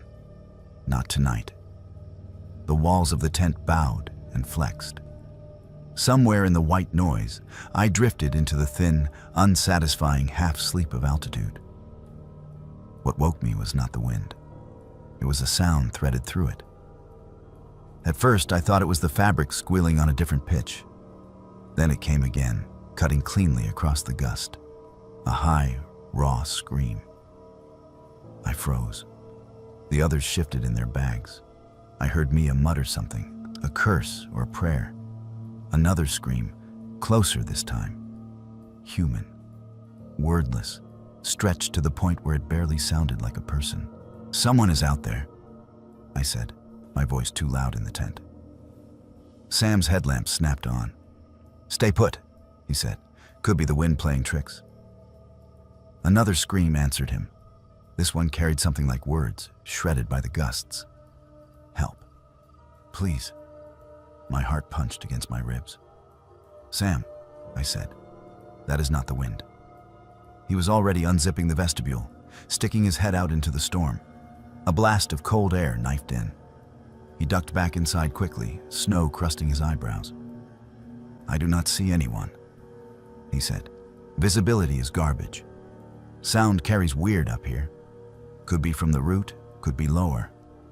We rush out there blind, we become the rescue." Mia swallowed hard. "We cannot just lie here while someone screams for help." We all looked at Rupert. He had been quiet so far, eyes open in the dim, listening like someone tuning an instrument. Another scream rose, catching on that same, almost word. Help, stretched into something between a wail and a warning. He shook his head slowly. "Listen to the timing," he said. "It is riding the gusts almost exactly. Every time the wind drops, you hear it. That is not someone stumbling around camp." "What else would it be?" I asked. He did not answer. The radio crackled then, making all of us jump. A clipped voice came through, half buried in static. "Hi, Camp. This is Ingraham. You hearing anything odd up there, over?" Sam grabbed the handset. "Copy that. We have been hearing something that sounds like calls for help. No visual. Any parties unaccounted for on your side? Over." "Negative," came the reply. "Everyone that went up is back in. Our folks are getting spooked. Some of them say it sounds like a woman. No female climbers on our ropes tonight. Over." We all went very still. Another scream tore across the ridge, higher than before, carrying a shape that made my skin crawl. It sounded like my name. Not perfectly. Like someone trying to remember it from a long time ago, syllables dragged out of a frozen throat. But close enough that my stomach lurched. "Did you hear that?" I whispered. "Hear what?" Mia asked. "It said..." I stopped. Saying it out loud felt like giving it weight. In my head, the sound replayed, and with it came a memory I had been careful not to dust off too often. Penelope, standing at the base of a different mountain years earlier, her cheeks red with cold, grinning at me over her shoulder. "Relax," she had said. "You worry enough for both of us." We had been caught in an avalanche 2 hours later. I had walked away with bruises. She had not walked away at all. The last thing I remembered of her was that same grin, swallowed in white. Another gust hit the tent. The scream came with it, dragging my name again, closer to recognizable.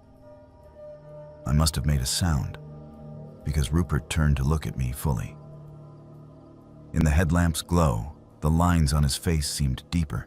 "Who is Penelope?" he asked quietly. My mouth went dry. "I never said her name," I managed.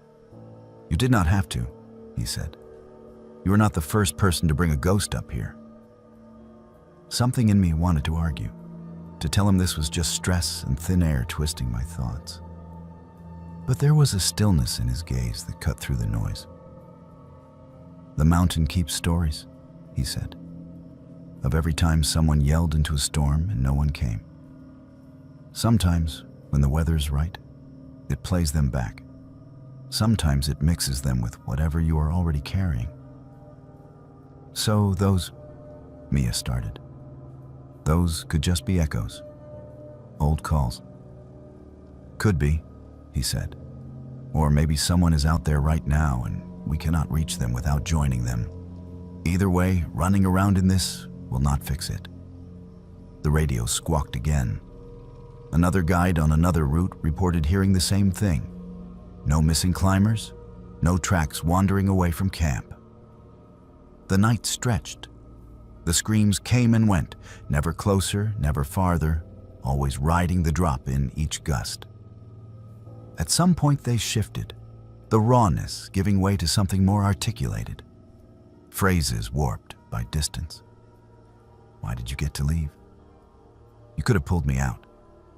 Do not go back down without me." Each accusation landed in my chest like a stone. They were not Penelope's voice, not exactly. but they wore her cadence, her rhythm. Or maybe they wore my guilt, molded into sound. I do not remember sleeping. At some point, though, exhaustion must have dragged me under, because the next thing I recall clearly is Sam's voice. "Sunrise," he said. "Storm broke. Get up. We are not going higher today." We crawled out of the tent into a world scrubbed clean. The wind had dropped to a brisk breeze. The sky above the summit was clear, a cold, impossible blue. Other teams were emerging from their battered tents, radios in hand, faces drawn tight. The route above us was empty. No wandering figures, no collapsed silhouettes. When we scanned the slopes with binoculars, all we saw were wind-scoured ridges and the faint furrows of previous climbers' tracks already half filled in. The snow around camp told its own story.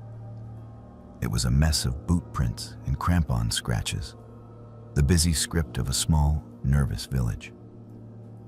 Outside our tent, beyond the churned-up zone, the surface lay untouched, no lonely set of prints leading into the white. We all heard that silence in the same way, as proof and as accusation. Down at the ranger station hours later, reports trickled in. Different teams on different parts of the mountain had heard the same thing. Screams in the storm, sometimes male, sometimes female, sometimes sounding like people they had lost. No missing persons were filed, no abandoned camps discovered. "Atmospherics," one ranger said. "Sound bounce. People get spun up in bad weather, start hearing what they are afraid of.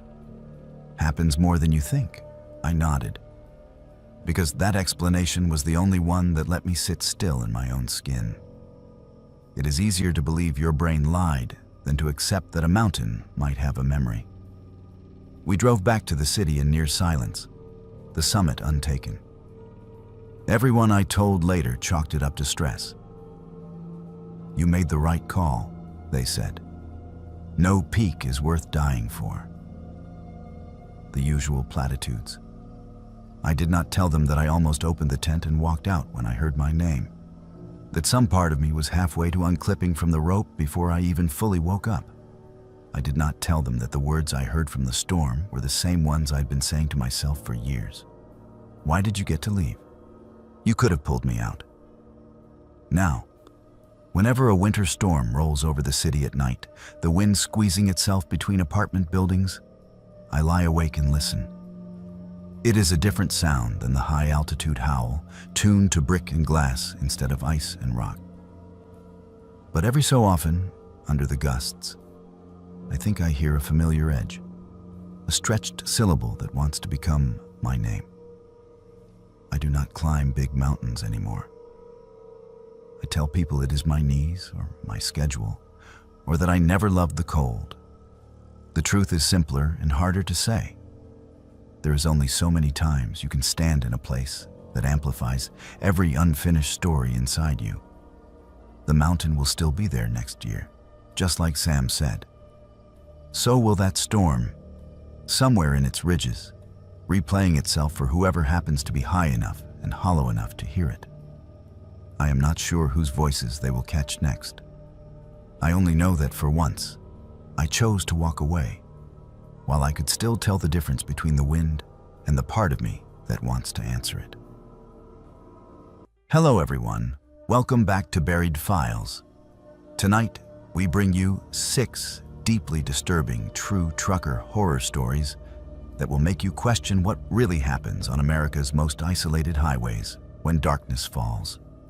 These are not fictional tales, but real encounters shared by professional drivers who have spent decades navigating the loneliest stretches of interstate where civilization fades and something far more sinister takes its place. Each story has been carefully researched and verified through witness testimonials, police reports, and corroborating evidence from the trucking community itself. America's highways hold secrets that most drivers will never encounter, and perhaps that is for the best. From predatory schemes targeting vulnerable truckers to supernatural encounters that defy explanation, tonight we explore the hidden dangers that lurk beyond the reach of headlights. If you enjoy authentic horror content that exposes the terrifying reality behind closed doors, subscribe to Buried Files and hit the notification bell so you never miss our latest investigations into the darkest corners of American highways. After you listen to these chilling accounts, we want to hear from you in the comments below about your own experiences on the road or encounters with the unexplained. Now settle in as we journey into the darkness that travels alongside America's truckers. I have been hauling freight across the mountain states for 18 years, and I thought I had seen every kind of scam, every type of roadside desperation, and every variation of human greed that the interstate could throw at me. I was wrong. What happened to me on that snow-covered stretch of Wyoming highway during the blizzard of February 2019 still haunts my sleep and makes me question every stranded motorist I pass. My name is Marcus Thompson, and I drive a Peterbilt 379 pulling a 53-foot refrigerated trailer for a logistics company based out of Denver. The run that night was supposed to be routine. I was hauling frozen goods from Salt Lake City to Billings, Montana, a route I had driven countless times before. The weather forecast called for light snow, maybe 3 to 4 inches, nothing that would slow down an experienced driver like myself. But Wyoming weather has a mind of its own, and by the time I hit the stretch between Rock Springs and Rawlins, the light snow had transformed into a full-blown blizzard. The wind was howling across the open plains, creating whiteout conditions that reduced visibility to maybe 50 feet on a good stretch. My CB radio crackled with chatter from other drivers reporting jackknifed semis, cars in ditches, and road closures further north. I should have pulled over at the next truck stop and waited it out. Any sensible driver would have. But I was behind schedule, and the company had been breathing down our necks about delivery times. The customer in Billings needed those frozen foods for their morning shipment, and a delay would cost us the contract. So I pressed on, gripping the steering wheel with white knuckles as my headlights carved a narrow tunnel through the swirling snow. The highway was nearly deserted. Most smart people had found shelter hours ago, leaving only the foolish and the desperate to battle the elements. My truck crept along at 30 miles per hour, the engine working hard to maintain traction on the ice-slicked asphalt. The heater was running full blast, but the cold seemed to seep through every crack and crevice, chilling me to the bone despite my heavy winter coat. That was when I saw her. At first, she was just a shadow in the storm, a dark shape moving along the shoulder of the road. As I got closer, my headlights illuminated a young woman in a thin jacket, no hat, no gloves, waving frantically at passing vehicles. She looked to be in her early 20s, with long, dark hair whipping around her face in the wind. Even through the storm, I could see she was shivering violently, her breath creating clouds of vapor that were immediately torn away by the gale. Every instinct screamed at me to keep driving. Picking up hitchhikers was against company policy, and in weather like this, stopping could mean getting stuck myself. But as I passed her, I caught a glimpse of her face in my side mirror. She looked terrified, desperate, and hypothermic. No one deserved to die, alone on a highway in a blizzard. Company policy be damned. I pulled over about 100 yards ahead, hazard lights flashing, and watched in my mirrors as she stumbled through the snow toward my truck. She was moving slowly, her legs apparently stiff from cold, and I could see her struggling against the wind with each step. When she reached the passenger door, I leaned over and opened it from the inside. She practically fell into the cab, bringing a swirl of snow and frigid air with her. Up close, she looked even younger, maybe 19 or 20, with pale skin that had taken on a bluish tint from the cold. Her lips were purple, and her teeth were chattering so violently she could barely speak. "Thank you," she managed to gasp between chattering teeth. "Thank you so much." I thought I was going to die out there. I grabbed a spare blanket from behind my seat and wrapped it around her shoulders. "What the hell are you doing out here in this weather?" I asked, shifting the truck back into gear and pulling carefully onto the highway. "Where's your car?" She pulled the blanket tighter around herself and held her hands up to the heating vents. "It broke down about 5 miles back," she said, her voice still shaking. "The engine just died, and I couldn't get it started again. I've been walking for over an hour." "Why didn't you stay with the car? That's the first rule of winter survival. Never leave your vehicle." She shook her head, snowflakes still melting in her dark hair. "The heater stopped working when the engine died. I was getting so cold and no one was stopping. I figured if I walked, maybe I could find a gas station or flag down help." It made sense, I supposed, though it was still incredibly dangerous. Hypothermia could cloud judgment, make people do irrational things. I reached for my CB radio to call for assistance. "What's your name?" "I'll radio ahead to the state patrol, let them know about your car." "Sarah," she said quickly. "Sarah Miller. And thank you. But could we maybe wait until we get somewhere warm? I just want to get feeling back in my fingers first."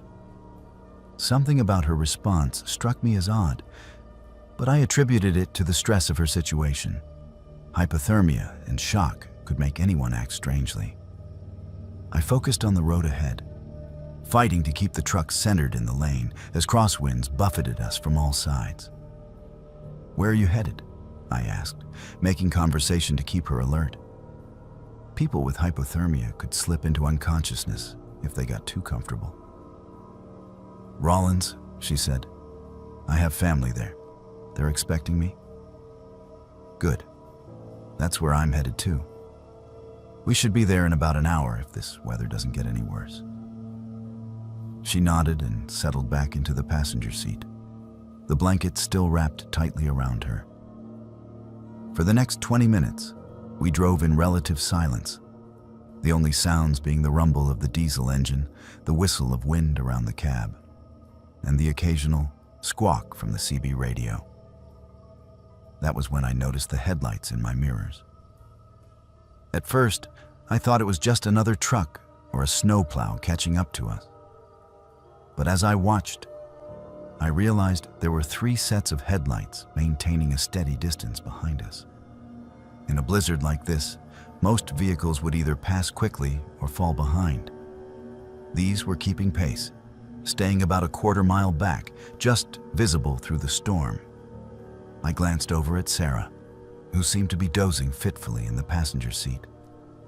Her breathing had returned to normal, and some color had come back to her cheeks. The immediate danger of hypothermia was past, but something else was bothering me now.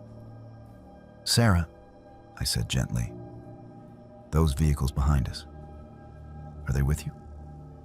Her eyes snapped open, and for just a moment, I saw something that chilled me more than the Wyoming wind. It was a look of calculation, of predatory awareness that had nothing to do with being a stranded motorist. But it was gone so quickly, I almost convinced myself I had imagined it. "What vehicles?" she asked, turning to look in the passenger side mirror. "I don't see anything." "Those headlights, 3 sets, staying right behind us." She squinted into the storm. "I can barely see anything in this snow. Maybe it's just other people trying to get to safety, like us." Maybe. But 18 years on the road had taught me to trust my instincts, and every instinct I had was now screaming that something was wrong. I had seen this pattern before in CB radio chatter from other drivers. Coordinated vehicles following a target, waiting for the right moment to strike. I kept my voice casual. "You know, I just realized I should probably call this in to dispatch. Let them know I picked up a passenger." I reached for the CB radio again. "No." The word came out sharper than she probably intended. She quickly softened her tone. "I mean, could we wait?" I'm still feeling pretty shaky, and I'd rather not deal with official stuff right now. Red flags were going up all over my mental radar now. I had picked up stranded motorists before, and they were always grateful for any help, eager to get in touch with authorities or family members. Sarah's reluctance to involve anyone else was setting off every alarm bell I had. I glanced in my mirrors again.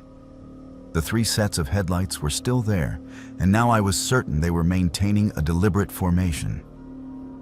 2 were hanging back in the right lane, 1 in the left, positioned to block any attempted escape if I tried to change lanes or exit the highway.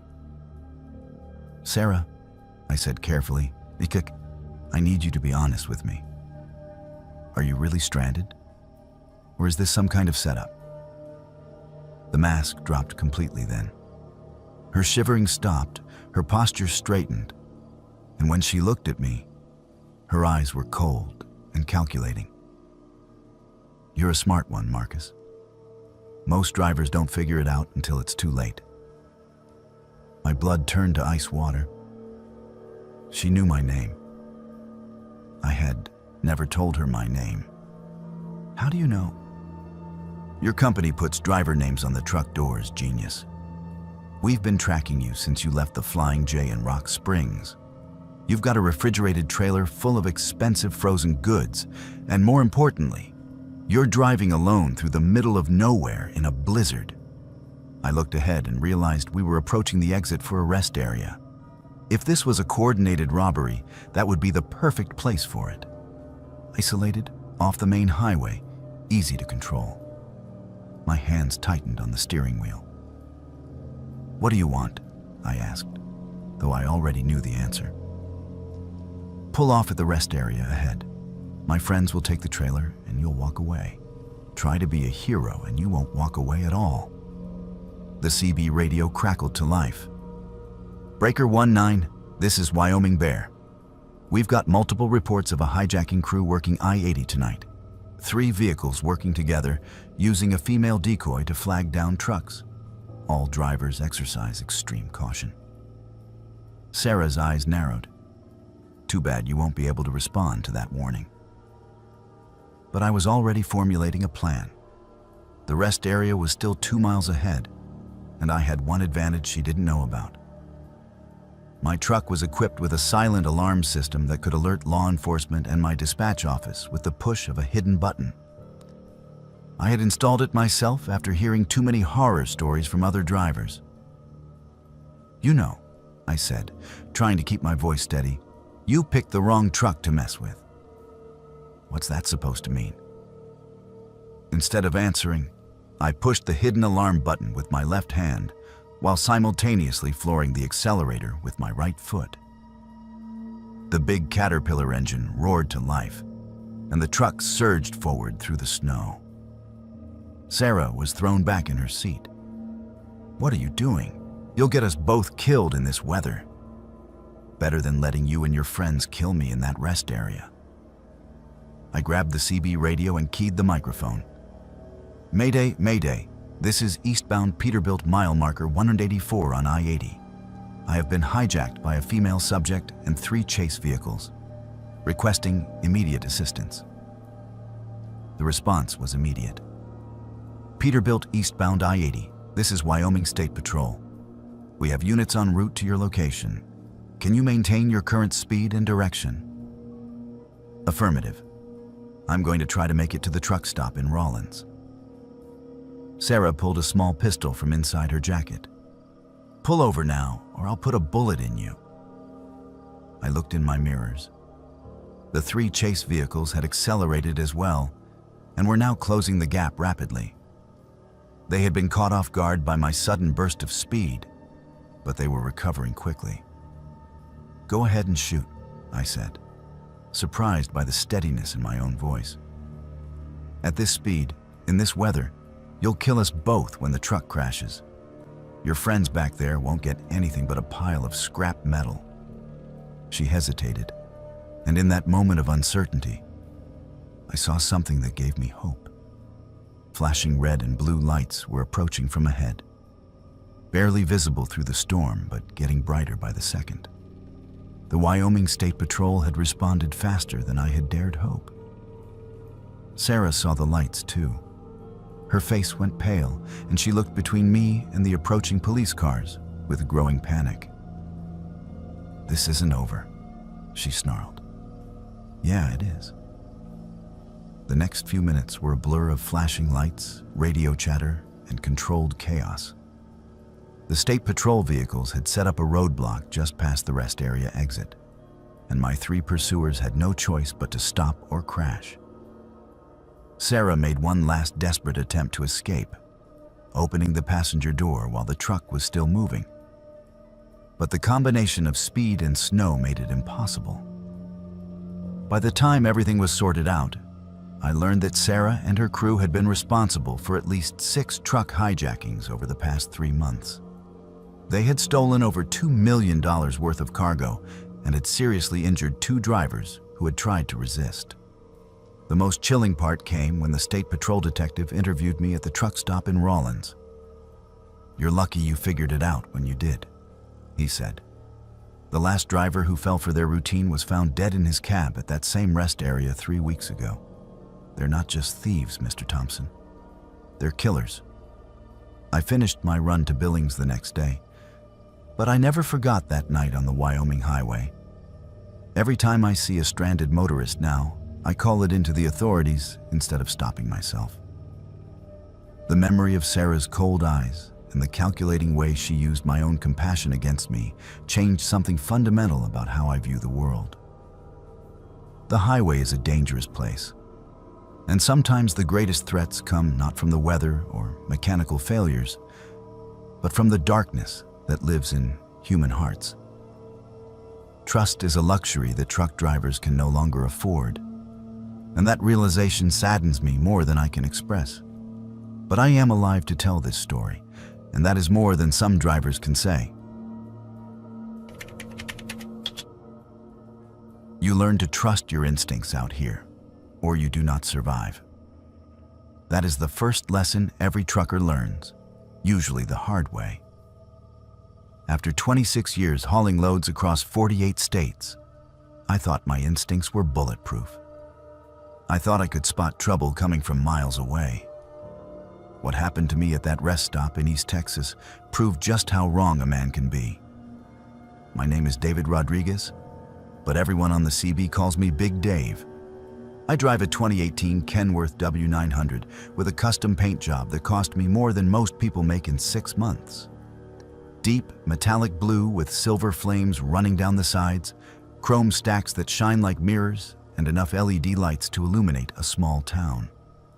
Some drivers think I am showing off, but that truck is my pride and joy, my home away from home, and the tool of my trade all rolled into one.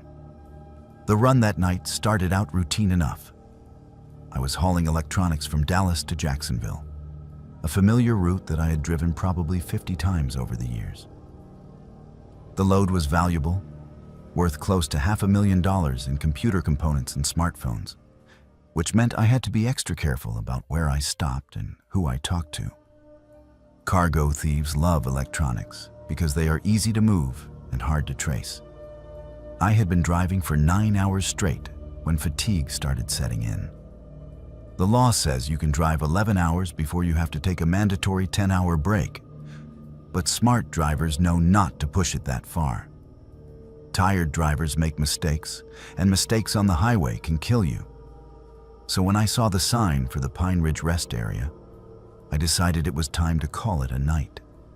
The rest area was one of those older state-maintained facilities that Texas.com has scattered throughout the eastern part of the state. Nothing fancy, just a parking lot, some picnic tables, restrooms, and a few vending machines. It was set back about half a mile from the main highway, surrounded by thick pine forest that blocked out most of the light pollution from the road. During the day, it was probably a pleasant enough spot for travelers to stretch their legs and let their kids run around. At night, it felt isolated and vulnerable. I pulled into the truck parking section and chose a spot near the back, away from the main building but with a clear view of both entrances to the rest area. Old habits from my early days, when I was more paranoid about security. I shut down the engine, locked the doors, and climbed into the sleeper berth to grab a few hours of rest before continuing on to Jacksonville. The sleeper berth in my Kenworth is practically a small apartment. Full-size bed, television, refrigerator, microwave, even a small desk where I can do paperwork or browse the internet when I have a good signal. I had just settled in with a sandwich and was scrolling through messages on my phone when I heard it for the first time. A child screaming. It was faint at first, barely audible, over the hum of my auxiliary power unit. But it was definitely there. A high-pitched wail of terror and pain that seemed to be coming from somewhere in the woods beyond the rest area. I sat up immediately, every parental instinct I had firing at once. I have 3 kids of my own, and that sound triggered something primal in me. I opened the sleeper berth curtain and looked out the side window toward the tree line.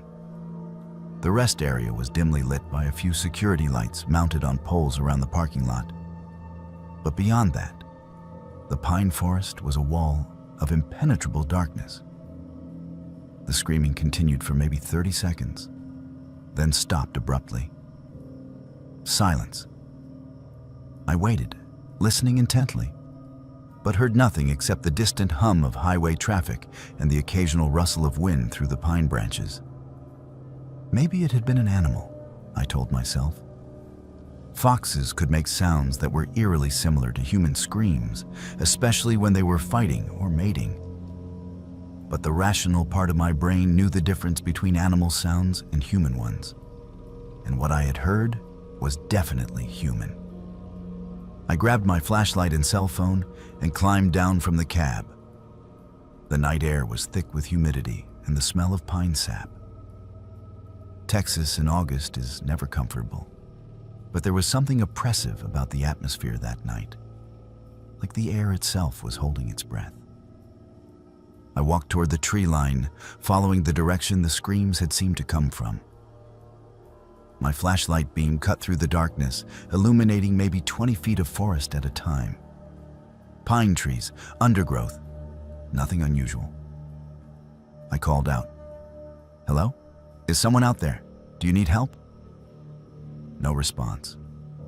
I walked a little deeper into the woods, sweeping my flashlight back and forth, looking for any sign of movement or distress.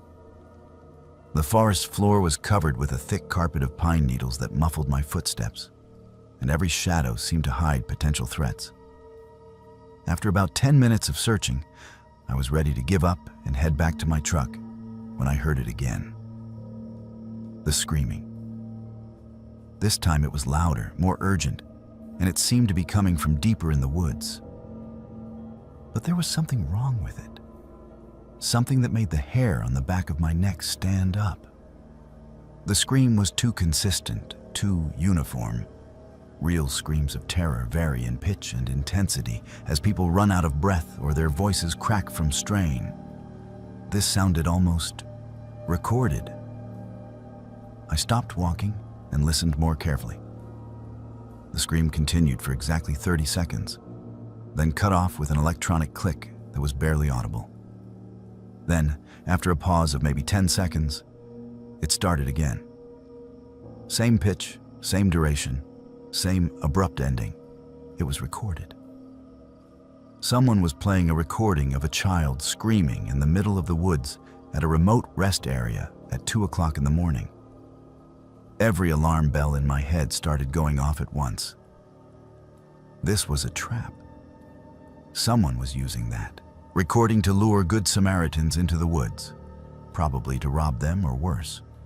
I had heard stories from other drivers about rest area predators, but I had never encountered one myself. I turned around and started walking quickly back toward the parking lot, my flashlight sweeping left and right to make sure no one was following me. The screaming continued behind me, that same 30-second loop playing over and over again. Whoever was running this operation was either very confident or very stupid to keep the recording going even after their intended victim had clearly figured out what was happening. I made it back to the parking lot and was heading for my truck when I noticed something that made my blood run cold. There was a man standing next to my Kenworth, looking up at the sleeper berth windows. He was tall and thin, wearing dark clothing that made him hard to see in the dim light. When he heard my footsteps, he turned toward me. "Hey there, driver," he called out in a friendly voice that did not match the predatory way he was moving. "You hear that screaming? Sounds like some kid is in trouble out there in the woods." I kept walking toward my truck, but I was already reaching for the can of bear spray I kept clipped to my belt. "Yeah, I heard it. Already called the cops. They should be here any minute." It was a lie, but I hoped it would make him back off. Instead, he smiled, and even in the dim light, I could see that it was not a pleasant expression. "That is funny," he said, taking a step closer to me, "because my buddy out there in the woods has been watching you for the past 15 minutes, and he says you never made any phone calls." That was when I saw the second man emerging from the shadows near the restroom building. He was shorter than the first one, but broader, built like a linebacker. He had something in his hand that caught the light as he moved. A knife, maybe, or a metal pipe. I was trapped between them, about 30 feet from my truck. The keys were in my pocket, but even if I could get to the cab and get the engine started, they would be on me before I could get moving. My only advantage was that I outweighed both of them by at least 50 pounds and had been in more than my share of fights during my younger, stupider days. "Look, fellas," I said, trying to keep my voice calm and reasonable. "I do not know what you are planning here, but it is not worth it. My load is just electronics. Insurance will cover whatever you take, and I will not even report it until tomorrow. Just take what you want and let me go." The tall one laughed. "Electronics? Brother, you think this is about cargo? You have got it all wrong." The short one had moved closer, circling around to cut off my escape route toward the rest area entrance. "We are not cargo thieves, driver. We are collectors." "Collectors? We collect drivers," the tall one explained, still smiling that horrible smile. "Some we keep for a while, some we sell, some we just play with until we get bored. But they all end up the same way, eventually." The screaming in the woods had stopped, but now I could hear something else. Voices. Multiple voices coming from the direction of the trees, calling out in what sounded like distress. But just like the screaming, something about those voices was wrong. They were too clear, too distinct, like they were being amplified somehow. "Speakers," I said, understanding flooding through me. "You have speakers set up in the woods, playing recordings to lure people out there." "Smart man," the tall one said. "Too bad smart will not help you now." That was when I made my move. Instead of going for my truck like they expected, I sprinted toward the restroom building. It was not much of a shelter, but the walls were concrete block, and there might be a back exit. More importantly, it would force them to come at me from a predictable direction instead of surrounding me in the open parking lot. I almost made it. The short one was faster than he looked, and he tackled me about 10 feet from the building entrance. We went down hard on the asphalt, and I felt the skin scrape off my palms and elbows. But adrenaline is a hell of a drug, and I barely felt the pain. I rolled over and caught him with an uppercut that snapped his head back and sent him sprawling. The tall one was on me before I could get to my feet, swinging what looked like a tire iron at my head. I got my arm up just in time to block the blow, but the impact sent lightning bolts of pain up to my shoulder. He raised the tire iron for another swing, and I knew that this one would probably finish me. That was when the real screaming started. Not from speakers hidden in the woods, but from the tall man himself. He dropped the tire iron and clutched at his face, blood streaming between his fingers. Behind him, I could see a third figure, someone I had not noticed before. It was another trucker, a woman with graying hair and forearms like tree trunks. She was holding what looked like a modified cattle prod, sparks still dancing between the electrodes. "Texas Ranger," she announced in a voice that carried the authority of someone used to being obeyed. "Y'all gentlemen are under arrest." The next hour was a blur of police cars, ambulances, and crime scene technicians. It turned out that the woman who had saved me was Detective Linda Martinez, working undercover as part of a multi-state task force investigating rest area attacks. She had been tracking this particular crew for over 6 months, following a trail of missing truckers and unsolved murders across 4 states. The speakers in the woods were exactly what I had suspected. High-powered amplifiers connected to digital players loaded with recordings of people in distress. The 2 men had been using them to lure victims into isolated areas where they could be more easily controlled. What they did to their victims after that was something Detective Martinez would not discuss in detail. But her expression told me everything I needed to know. "You are lucky you figured out it was a recording," she told me as the paramedics checked out my injuries. "Most people do not. They hear a child in distress, and every decent instinct they have drives them straight into the trap." "How many drivers have they killed?" Her face went grim. "We have confirmed 7 victims so far, but we suspect the number is much higher. These guys have been operating for at least 3 years, maybe longer. 7 drivers, 7 people who had just been trying to help someone they thought was in trouble, and it had cost them their lives." The thought made me sick to my stomach. I gave my statement to the investigators and finally got back on the road around dawn. The electronics made it to Jacksonville on schedule, and the company was so grateful that they gave me a bonus and 3 days of paid time off. But I could not stop thinking about what had happened at that rest area. The worst part was not the physical danger or even the knowledge of how close I had come to becoming victim number 8. It was the realization of how these predators operated, how they turned our best instincts against us. They knew that most truckers are decent people who will try to help someone in trouble, and they weaponized that decency. Now, whenever I stop at a rest area, I listen carefully to the night sounds around me. If I hear screaming or calls for help, I do not go investigate. I call 911 and let the professionals handle it. It goes against every instinct I have as a father and a human being. But Detective Martinez was right. Sometimes the sounds of people in distress are exactly that. And sometimes they are the bait in a trap designed by monsters. The highway is full of predators who know exactly how to exploit our humanity, and the price of compassion can be higher than anyone should have to pay. I learned that lesson at a rest stop in East Texas, and it is one I will never forget.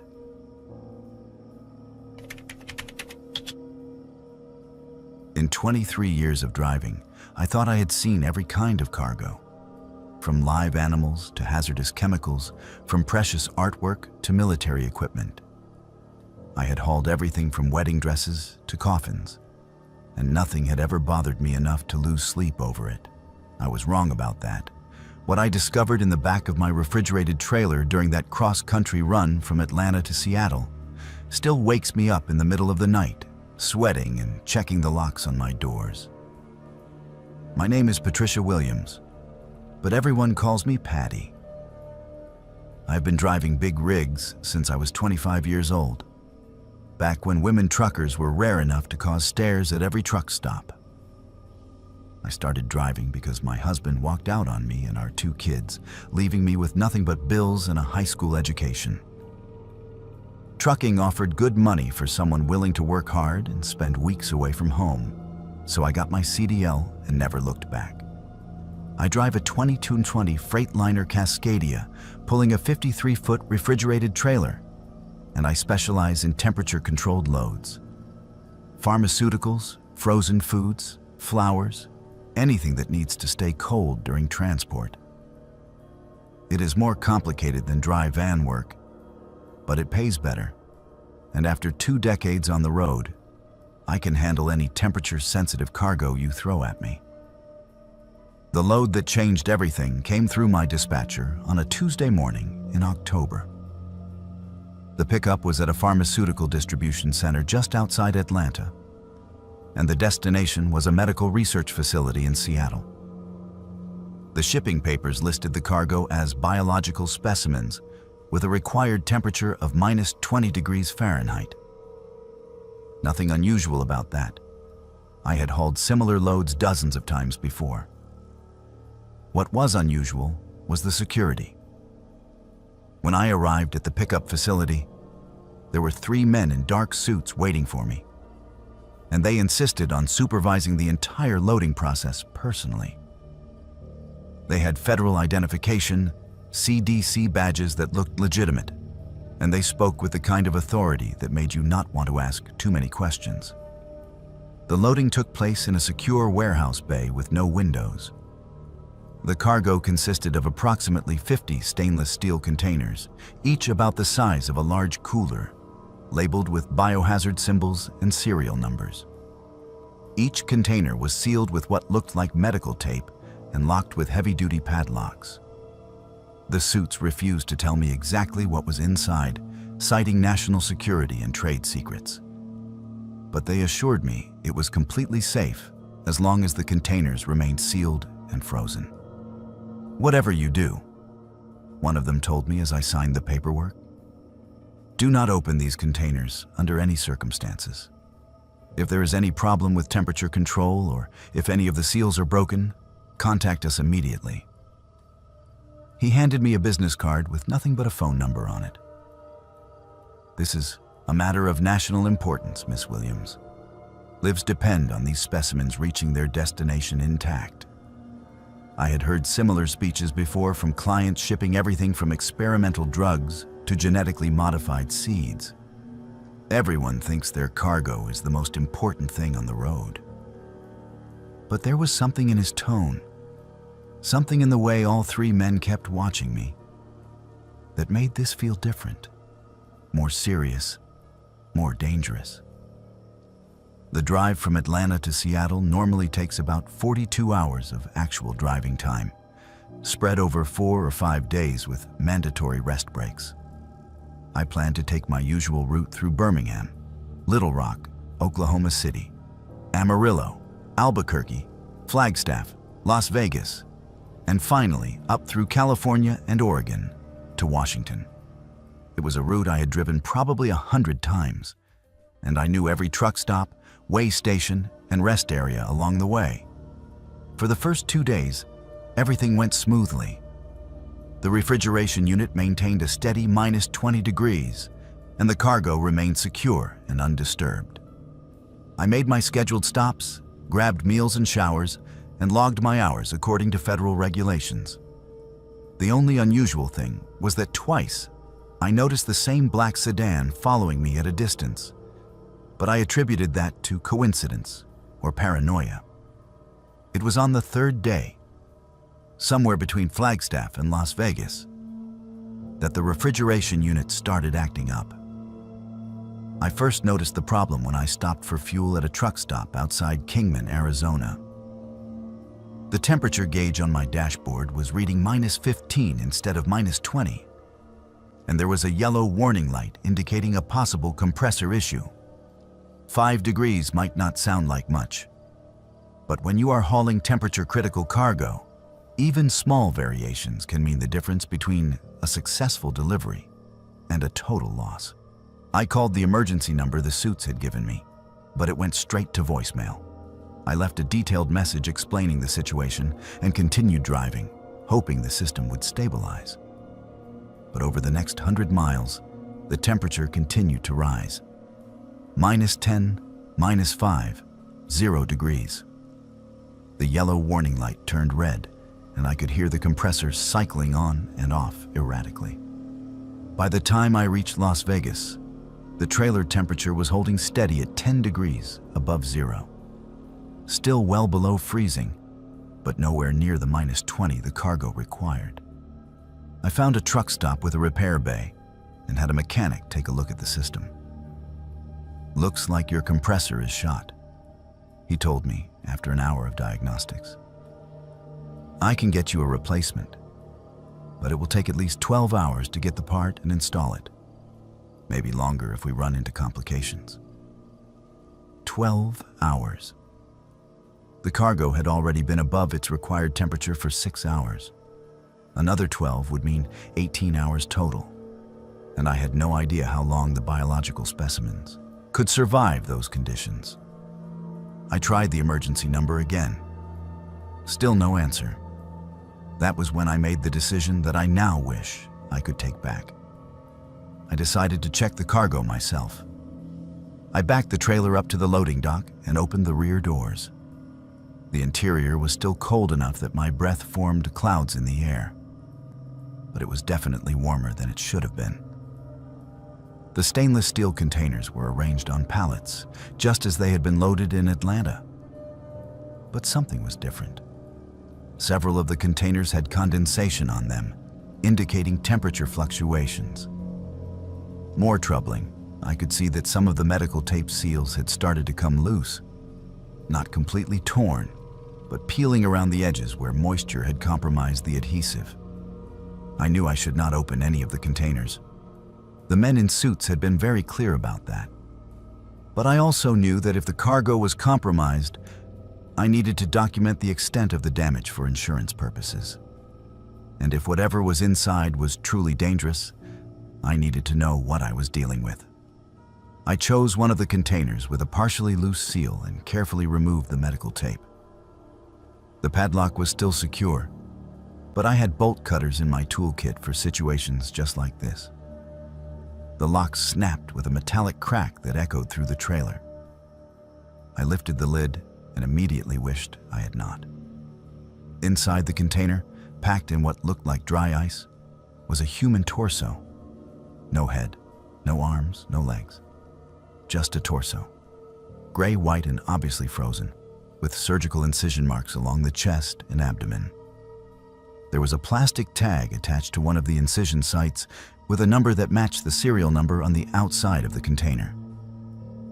I stumbled backward, my mind struggling to process what I was seeing.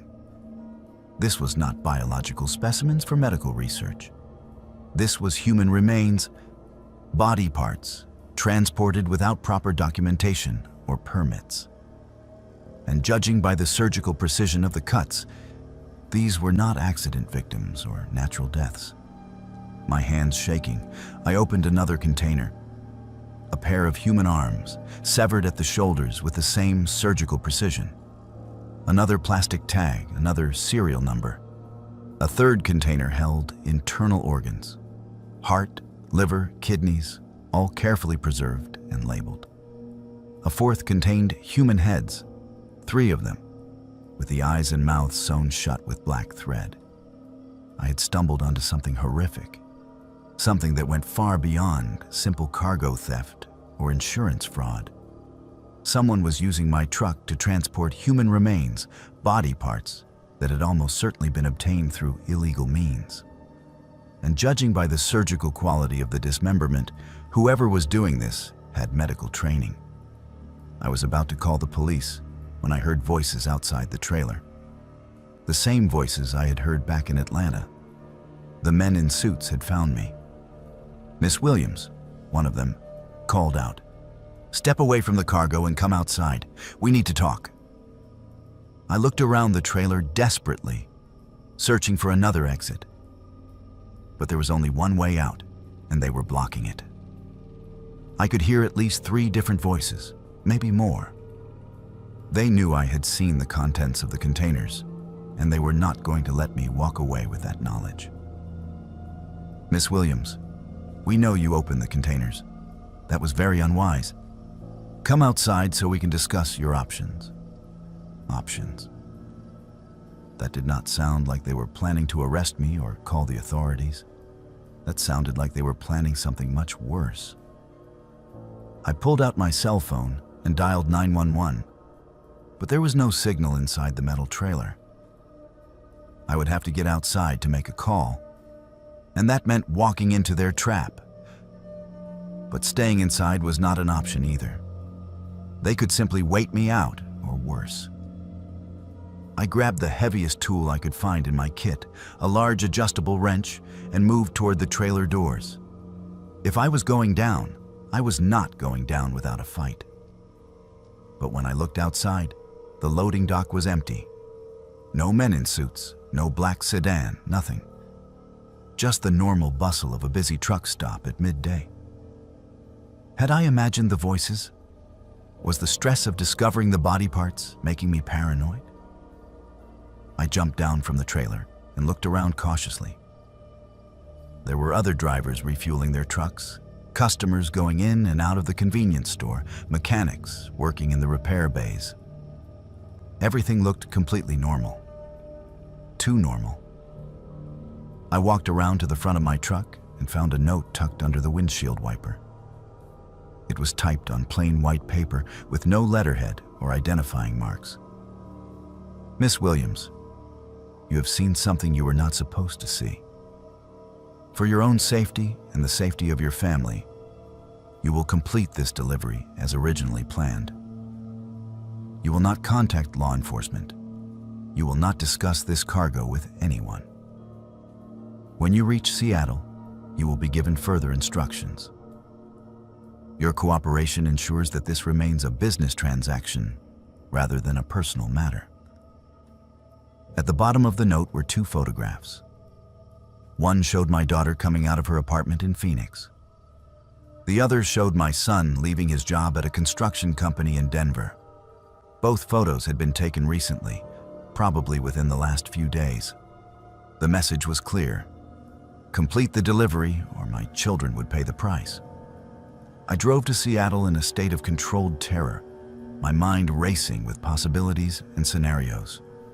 Who were these people? How had they found my children so quickly? What kind of operation was I caught up in? The delivery went exactly as planned. A different set of men met me at the research facility, and they unloaded the cargo with the same careful precision that had been used in Atlanta. They inspected every container, noted the few that I had opened, and made check marks on their clipboards. "Thank you for your cooperation, Miss Williams," one of them said as I prepared to leave. "Your discretion in this matter is appreciated. You will find a performance bonus has been added to your payment." And that was it. I drove home to my base in Oklahoma, collected my pay, and tried to pretend that the whole thing had been a nightmare. But I knew it was not over. People who transport human remains without permits, people who threaten families to ensure silence, do not just disappear after one successful transaction. 6 months later, I received another call from the same dispatcher. Same pickup location, same destination, same cargo description. When I declined the load, citing equipment problems, my truck started having mysterious mechanical failures. Brakes that would not hold, tires that developed slow leaks, electrical systems that malfunctioned at dangerous moments. I got the message. I took the next load, and the one after that, and the one after that. Each time, I transported more human remains across the country, each time wondering who these people had been and how they had died. I am still driving those loads today. I do not have a choice. The alternative is too terrible to contemplate. But I want people to know that there are things moving on America's highways that should not exist.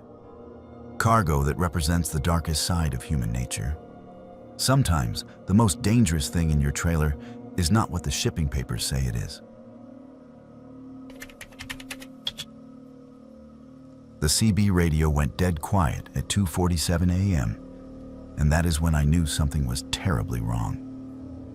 In 31 years of driving these highways, I have learned that truckers never stop talking on the radio, especially during the long, lonely hours before dawn. We tell jokes, share road conditions, warn each other about speed traps and way stations. The CB chatter is our lifeline, our connection to humanity when we are alone in the dark with nothing but miles of empty asphalt stretching ahead of us.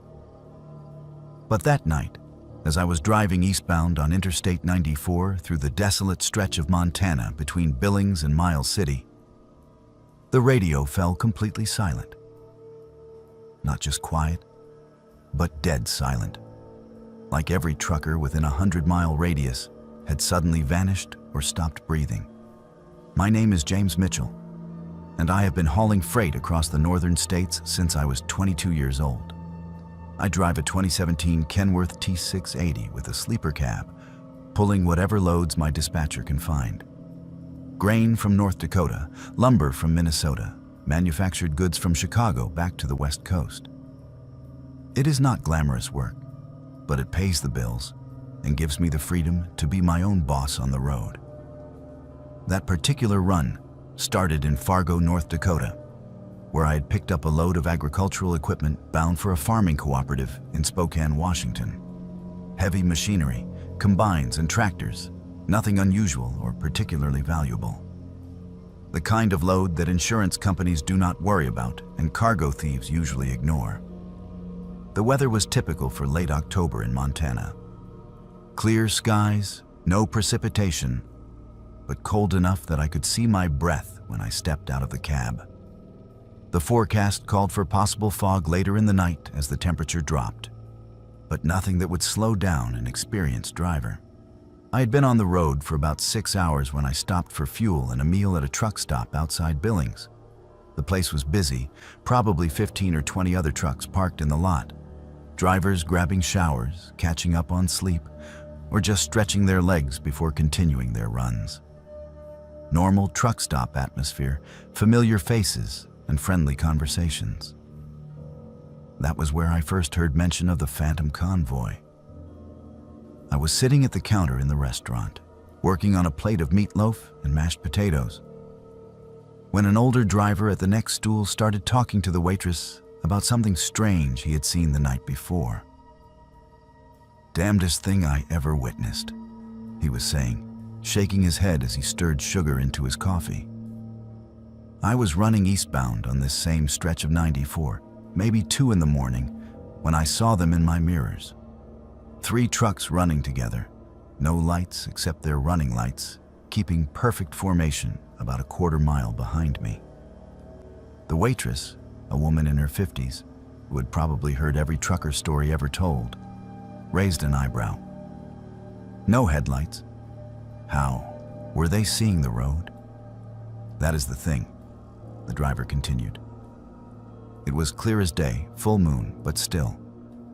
You do not run dark like that unless you're up to something illegal. So I got on the CB, tried to raise them, see what their story was. Nothing.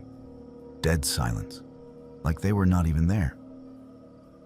Maybe they had their radios turned off, the waitress suggested. The driver shook his head. No, that is not the weird part. The weird part is, when I slowed down to let them pass, they slowed down too.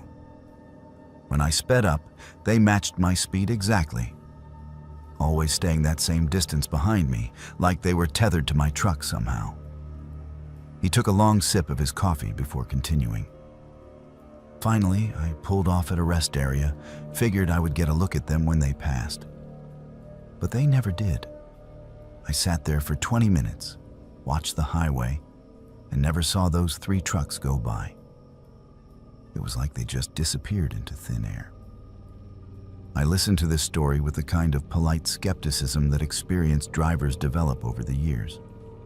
Every truck stop has its share of tall tales and urban legends, stories that grow more elaborate with each telling. Phantom hitchhikers, mysterious lights in the sky, trucks that appear and disappear without explanation. Most of it is just loneliness and fatigue playing tricks on tired minds. But something about the way this old driver told his story The genuine confusion and uneasiness in his voice made me pay attention. He was not trying to entertain anyone or impress the waitress. He was genuinely troubled by what he had experienced. I finished my meal, topped off my fuel tank, and got back on the road around midnight. The highway was largely empty, which was normal for that time of night on that particular stretch. Most of the long-haul traffic ran during daylight hours when visibility was better and services were available. The few trucks I encountered were spaced far apart, brief glimpses of red taillights or white headlights in the distance. For the first hour, everything was normal. My CB radio crackled with the usual late-night chatter. Drivers checking in with each other, sharing information about road conditions, complaining about dispatchers and customers. The familiar background noise of the trucking community going about its business. That was when the fog started rolling in. At first, it was just wisps of vapor rising from the valleys and low-lying areas along the highway. But within 30 minutes, it had thickened into a dense blanket that reduced visibility to maybe 50 yards. I slowed down to 45 miles per hour and turned on my fog lights. But the golden beams seemed to be swallowed up by the gray-white wall surrounding my truck. Fog is dangerous for truckers. It conceals obstacles, makes it impossible to judge distances accurately, and can turn a routine drive into a white-knuckle experience. But I had driven through worse conditions before, and I was confident in my ability to handle it safely. That was when the CB radio went silent. Not gradually, like drivers signing off one by one as they reached their destinations. All at once, like someone had thrown a switch and cut off every transmission within range. I tried keying my microphone, calling out on channel 19, but got no response. I switched to other channels, tried the emergency frequency, even attempted to raise the local base stations. Nothing but static. I was checking my radio connections when I saw them in my mirrors. 3 trucks, running in perfect formation about a quarter-mile behind me, just like the old driver had described. Even through the fog, I could make out their shapes. They appeared to be conventional tractors pulling standard trailers, but something about their silhouettes looked wrong. Too angular, too sharp, like they had been drawn by someone who had never actually seen a truck before. And they were running completely dark. No headlights, no marker lights, no identification numbers or company logos visible on their sides. Just dark shapes moving through the fog at exactly the same speed I was traveling, maintaining that precise distance behind me, no matter how I varied my speed. I tried the CB radio again. Breaker 19, this is eastbound Kenworth mile marker 126 on I-94. I have 3 trucks following me with no lights. Please identify yourselves. Silence. I slowed down to 35 miles per hour, expecting them to pass me or at least close the distance. Instead, they slowed down too, maintaining that same quarter-mile gap. I sped up to 55, pushing the safe limits for the fog conditions. They matched my speed exactly. For the next 20 miles, this bizarre procession continued. Me in front, struggling to see the road through the thickening fog, and 3 phantom trucks behind me, somehow navigating without any visible means of illumination. Every few minutes, I would try the CB radio again, hoping to reach someone, anyone, who could explain what was happening. But the airwaves remained dead. That was when I started noticing other details that made my skin crawl. The trucks behind me were not leaving tire tracks in the thin layer of moisture that had accumulated on the asphalt. I could see my own tracks clearly in my side mirrors, dark lines following the path of my tires. But behind them, the road surface looked undisturbed, as if the 3 trucks were floating just above the pavement. More unsettling, they cast no shadows. Even in the fog, with my running lights and reflectors creating pools of illumination, objects cast shadows. But these trucks seemed to absorb light rather than reflect it. Dark voids moving through the gray landscape like holes cut out of reality itself. I was beginning to seriously question my sanity when I saw the exit sign for a rest area 5 miles ahead. I decided to pull off and see what would happen. If these were real trucks with real drivers, they would have to either pass me or follow me into the rest area. If they were some kind of hallucination brought on by fatigue and stress, stopping for a break might clear my head. I took the exit slowly, watching my mirrors constantly. The 3 trucks followed me down the off-ramp, maintaining their formation and distance. But as I pulled into the rest area parking lot, something impossible happened. They kept going, not past the rest area on the highway, but straight through it. I watched in my mirrors as all 3 trucks drove directly through the parking lot, through the building, through the trees on the far side, and disappeared into the fog beyond. No change in speed, no deviation from their path, just a smooth, uninterrupted journey through solid objects as if they were not there. I sat in my truck for almost an hour, engine running, heater on full blast, trying to process what I had just witnessed. Every rational part of my mind insisted that I had imagined it, that the fog and isolation had played tricks on my perception. But I knew what I had seen, and I knew it was not normal. When I finally got back on the highway, the fog was beginning to lift, and the CB radio crackled back to life. Drivers were checking in, reporting their positions, resuming the normal chatter that had been absent for the past 2 hours. I tried several times to tell other drivers what I had experienced, but every time I keyed the microphone, the words stuck in my throat. Who would believe such a story? Hell, I was not sure I believed it myself. I completed my run to Spokane without any further incidents, delivered the agricultural equipment on schedule, and tried to put the whole experience behind me. But over the next few weeks, I started hearing similar stories from other drivers. Always the same details. 3 trucks running dark, perfect formation, following other vehicles through remote stretches of highway, then disappearing without explanation. The stories were always from the same general area, that desolate stretch of Montana between Billings and the North Dakota border. And they were always during fog conditions, always in the early morning hours, always when the CB radio went mysteriously silent. I started avoiding that route when possible, taking longer paths through Wyoming or South Dakota to reach my destinations. But the trucking industry is small, and sometimes you do not have a choice about which roads you take. 3 months later, I found myself on that same stretch of I-94, hauling a load of electronics from Minneapolis to Seattle. It was a clear night, no fog, and I was feeling confident that whatever I had experienced before was a one-time occurrence. The CB radio was active with normal traffic, and I was making good time. But at exactly 2:47 a.m., the radio went silent again. I looked in my mirrors and saw them immediately. 3 trucks, running dark, maintaining that perfect quarter-mile distance. This time, there was no fog to blame, no atmospheric conditions to explain away what I was seeing. Just 3 impossible vehicles following me through the Montana darkness. But now I understood something that I had missed during my first encounter. These were not living drivers playing some elaborate prank or engaging in illegal activity. These were the ghosts of truckers who had died on this stretch of highway, condemned to drive the same route for eternity. I have researched the accident records for that area, and the statistics are sobering.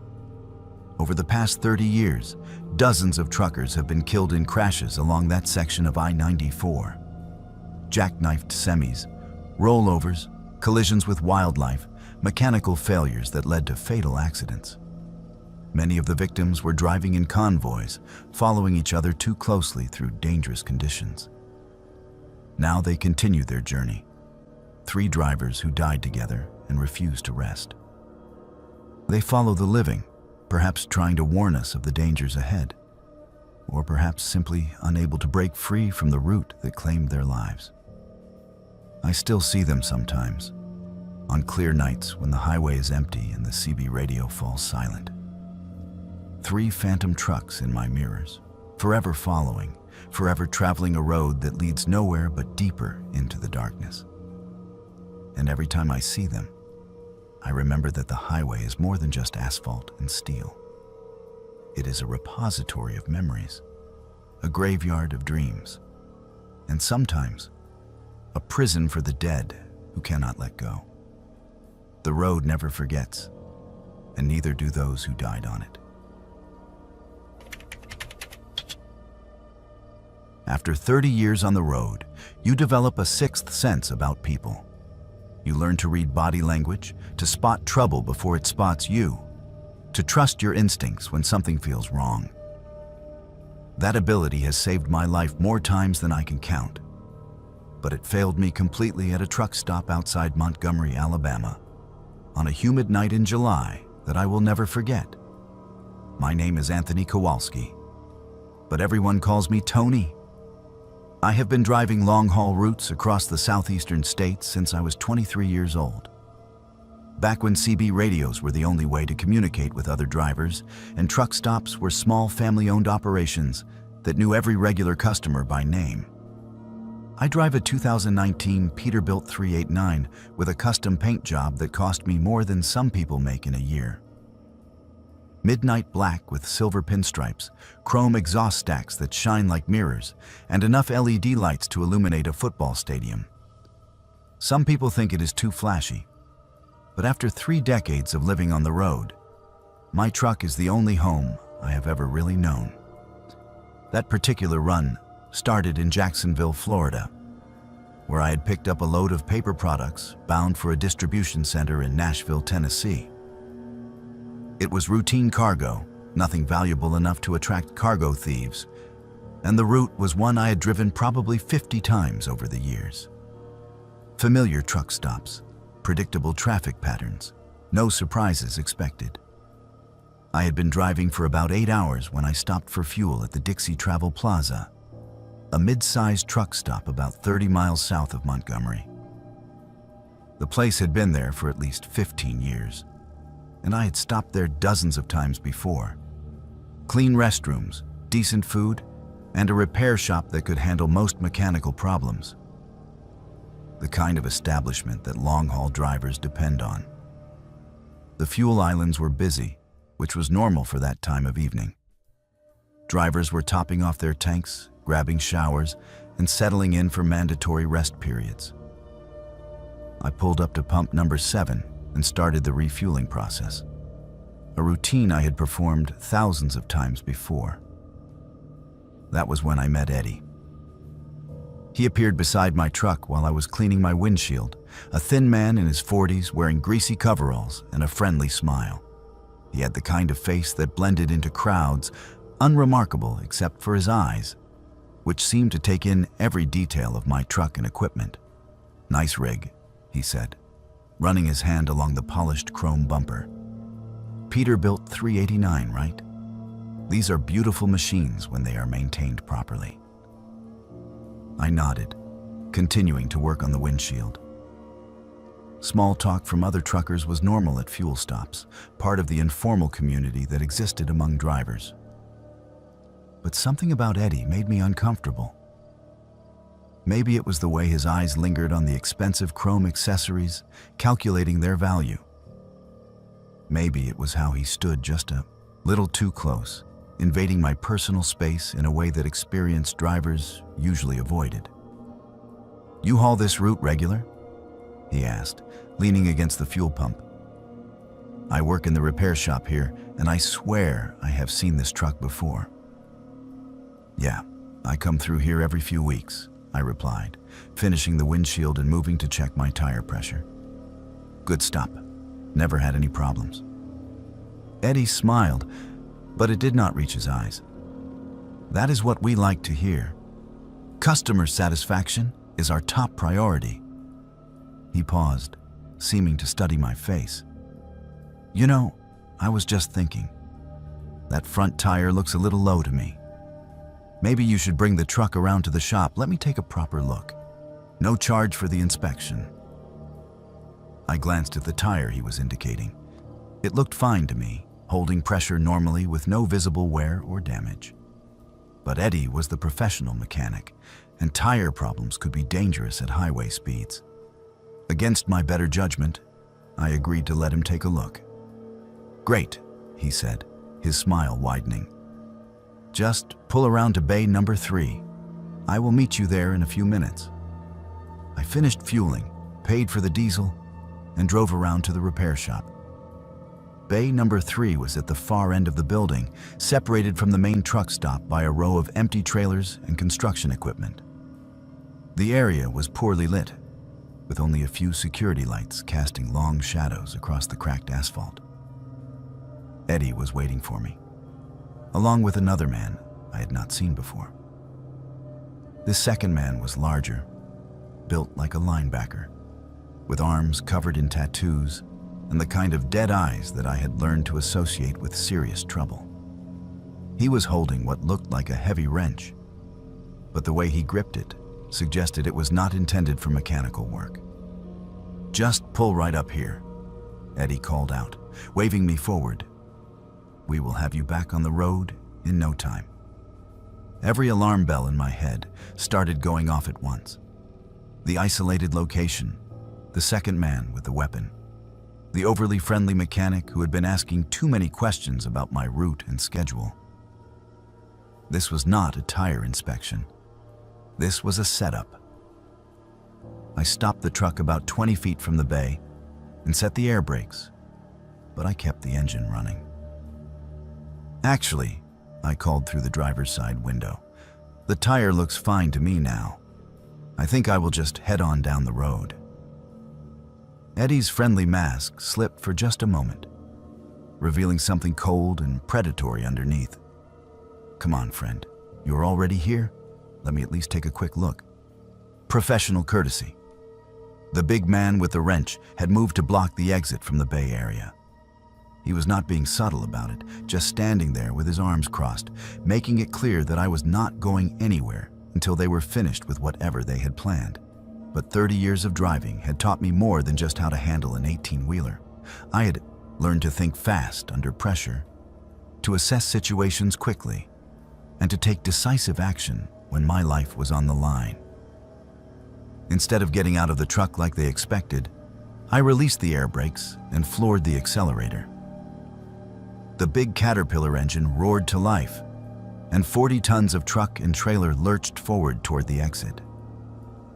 The big man dove out of the way just in time to avoid being crushed, rolling across the asphalt and shouting curses. Eddie was screaming something behind me, but I could not make out the words over the sound of the engine. I did not care what he was saying. I just wanted to put as much distance as possible between myself and that truck stop. I made it about 5 miles down the highway before I pulled over and called the police. When I explained what had happened, the dispatcher told me that they had been investigating a string of attacks on truck drivers in that area.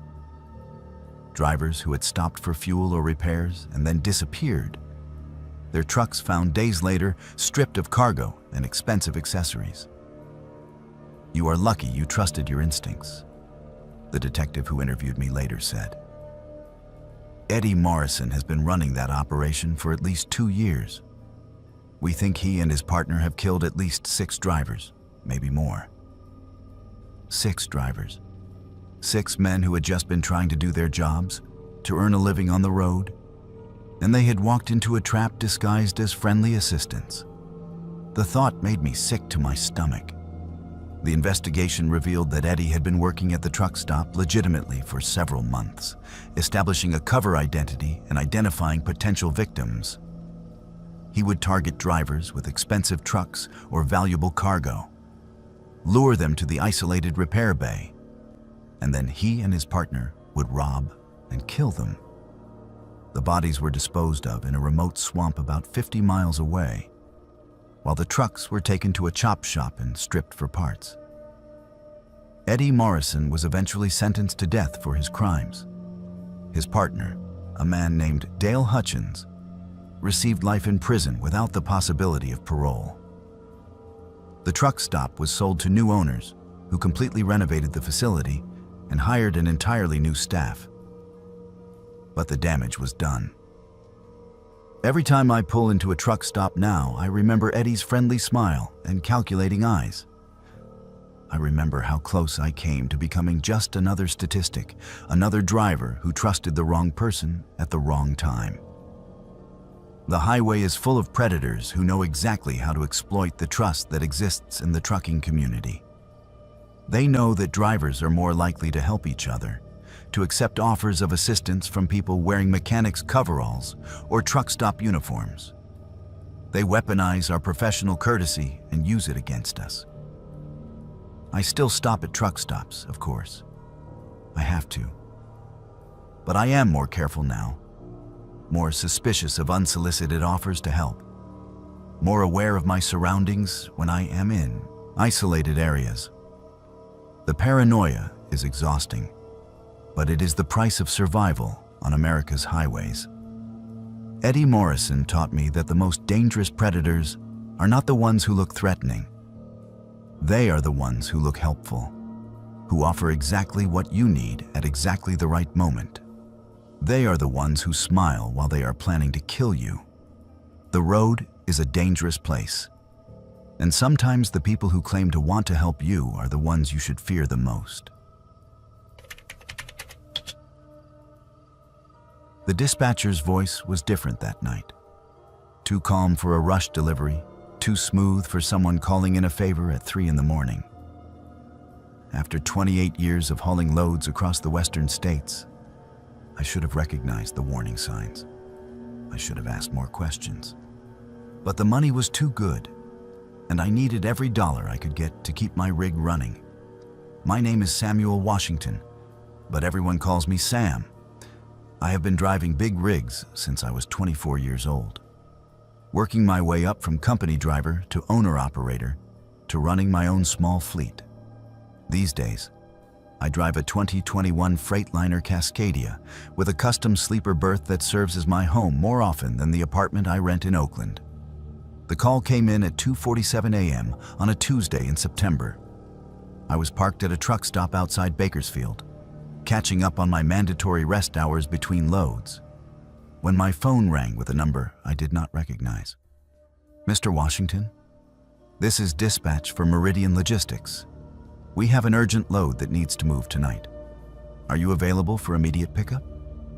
Meridian Logistics was a company I had never heard of, but that was not unusual in the trucking industry. Freight brokers and logistics companies appeared and disappeared constantly, and most legitimate drivers worked with dozens of different companies over the course of a year. What kind of load? I asked, sitting up in my sleeper berth and reaching for my logbook. And what's the rate? Specialized cargo, temperature controlled. Pickup in Riverside with delivery to a research facility outside Las Vegas. The rate is $8,000 for a same-day delivery. $8,000 for a 400-mile run was more than double the normal rate for that route. In trucking, when someone offers that kind of money for a routine haul, there is usually something wrong with the cargo, the customer, or the situation. But I had truck payments due and my insurance premium was coming up, so I agreed to take the load. Great, the dispatcher said. The pickup address is 1247 Industrial Boulevard in Riverside. Ask for Mr. Chen at the loading dock. He will have all the paperwork ready. The address led me to an unmarked warehouse in an industrial district that looked like it had seen better days. No company signs, no loading dock numbers, just a plain metal building surrounded by a chain-link fence topped with razor wire. The kind of place that processed cargo but did not want anyone to know what kind. Mr. Chen was waiting for me at the loading dock, along with 2 other men in matching gray coveralls. They moved with military precision, checking my identification, inspecting my trailer, and supervising the loading process with an attention to detail that seemed excessive for whatever I was hauling. The cargo consisted of 12 large containers, each about the size of a refrigerator, marked only with alphanumeric codes and biohazard symbols. They were sealed with what looked like military-grade locks and connected to a sophisticated temperature control system that maintained a steady 38 degrees Fahrenheit. "What exactly am I hauling?" I asked Mr. Chen as we completed the paperwork. "Biological specimens," he replied without looking up from his clipboard. "Medical research materials that need to reach the destination facility within 18 hours. The temperature must remain constant, and the containers cannot be opened under any circumstances." I had hauled biological specimens before, everything from laboratory animals to human organs for transplant. It was specialized work that paid well, but it required careful handling and strict adherence to transportation protocols. Nothing about this load seemed unusual, except for the secrecy and the urgency. The delivery address was equally anonymous, a coordinates location in the Nevada desert, about 50 miles northwest of Las Vegas. No street address, no facility name, just GPS coordinates that led to what appeared to be an abandoned military installation. I made good time through the night, following Interstate 15 through the Mojave Desert, while the temperature control system hummed quietly behind me. The containers remained stable, the locks intact, and the monitoring equipment showed no problems with the cargo. It was not until I reached the delivery location that I realized something was seriously wrong. The GPS coordinates led me to a heavily guarded compound surrounded by high fences and security towers. Armed guards checked my identification and directed me to a loading dock inside the perimeter. But what I saw there made my blood run cold. The facility was not a research laboratory or medical center. It was some kind of processing plant, with industrial equipment that looked designed for manufacturing rather than scientific research. And the people working there were not wearing lab coats or medical scrubs. They were wearing robes, long dark robes with symbols embroidered on the chest, moving between the machinery with ritualistic precision. Some were chanting in a language I did not recognize, while others arranged objects on what looked like altars positioned throughout the facility. I wanted to turn around and leave, but armed guards had positioned themselves around my truck, making it clear that departure was not an option. The unloading process began immediately, with robed figures carefully removing each container from my trailer and carrying it to different stations within the facility. That was when I saw what they were doing with the cargo. The containers held human organs, but not the kind used for medical transplants. These were prepared for some other purpose, arranged on metal tables surrounded by candles and ritual implements. The robed figures were performing some kind of ceremony over each organ, chanting and making gestures that looked more like worship than science. I had stumbled into the middle of something that went far beyond illegal organ trafficking. This was a cult that used human body parts for ritualistic purposes, and they had been using my truck to transport their materials without my knowledge. "Mr. Washington," a voice said behind me. I turned to see a tall man in an elaborate robe approaching, flanked by 2 guards. "Thank you for your service to our organization. Your discretion in this matter is essential." "I want to leave," I said, trying to keep my voice steady. "I delivered your cargo. Now I want to go." The robed man smiled, but it was not a reassuring expression. "I am afraid that is not possible. You have seen too much of our operation to simply walk away. But we have a proposition for you." He gestured toward the loading dock, where I could see other trucks parked in the shadows. "We have need of reliable drivers who can transport our materials without asking uncomfortable questions. The compensation is generous, and the work is steady." "What if I refuse?" His smile faded. "Then you will become part of our research program. Your organs are in excellent condition for someone your age." The threat was clear.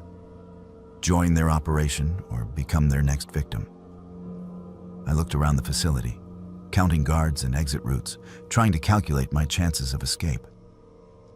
But there were too many armed men, too many obstacles between me and freedom. What exactly would I be hauling? I asked, buying time while I considered my options. Biological materials, as tonight. Sometimes from hospitals and morgues that cooperate with our research.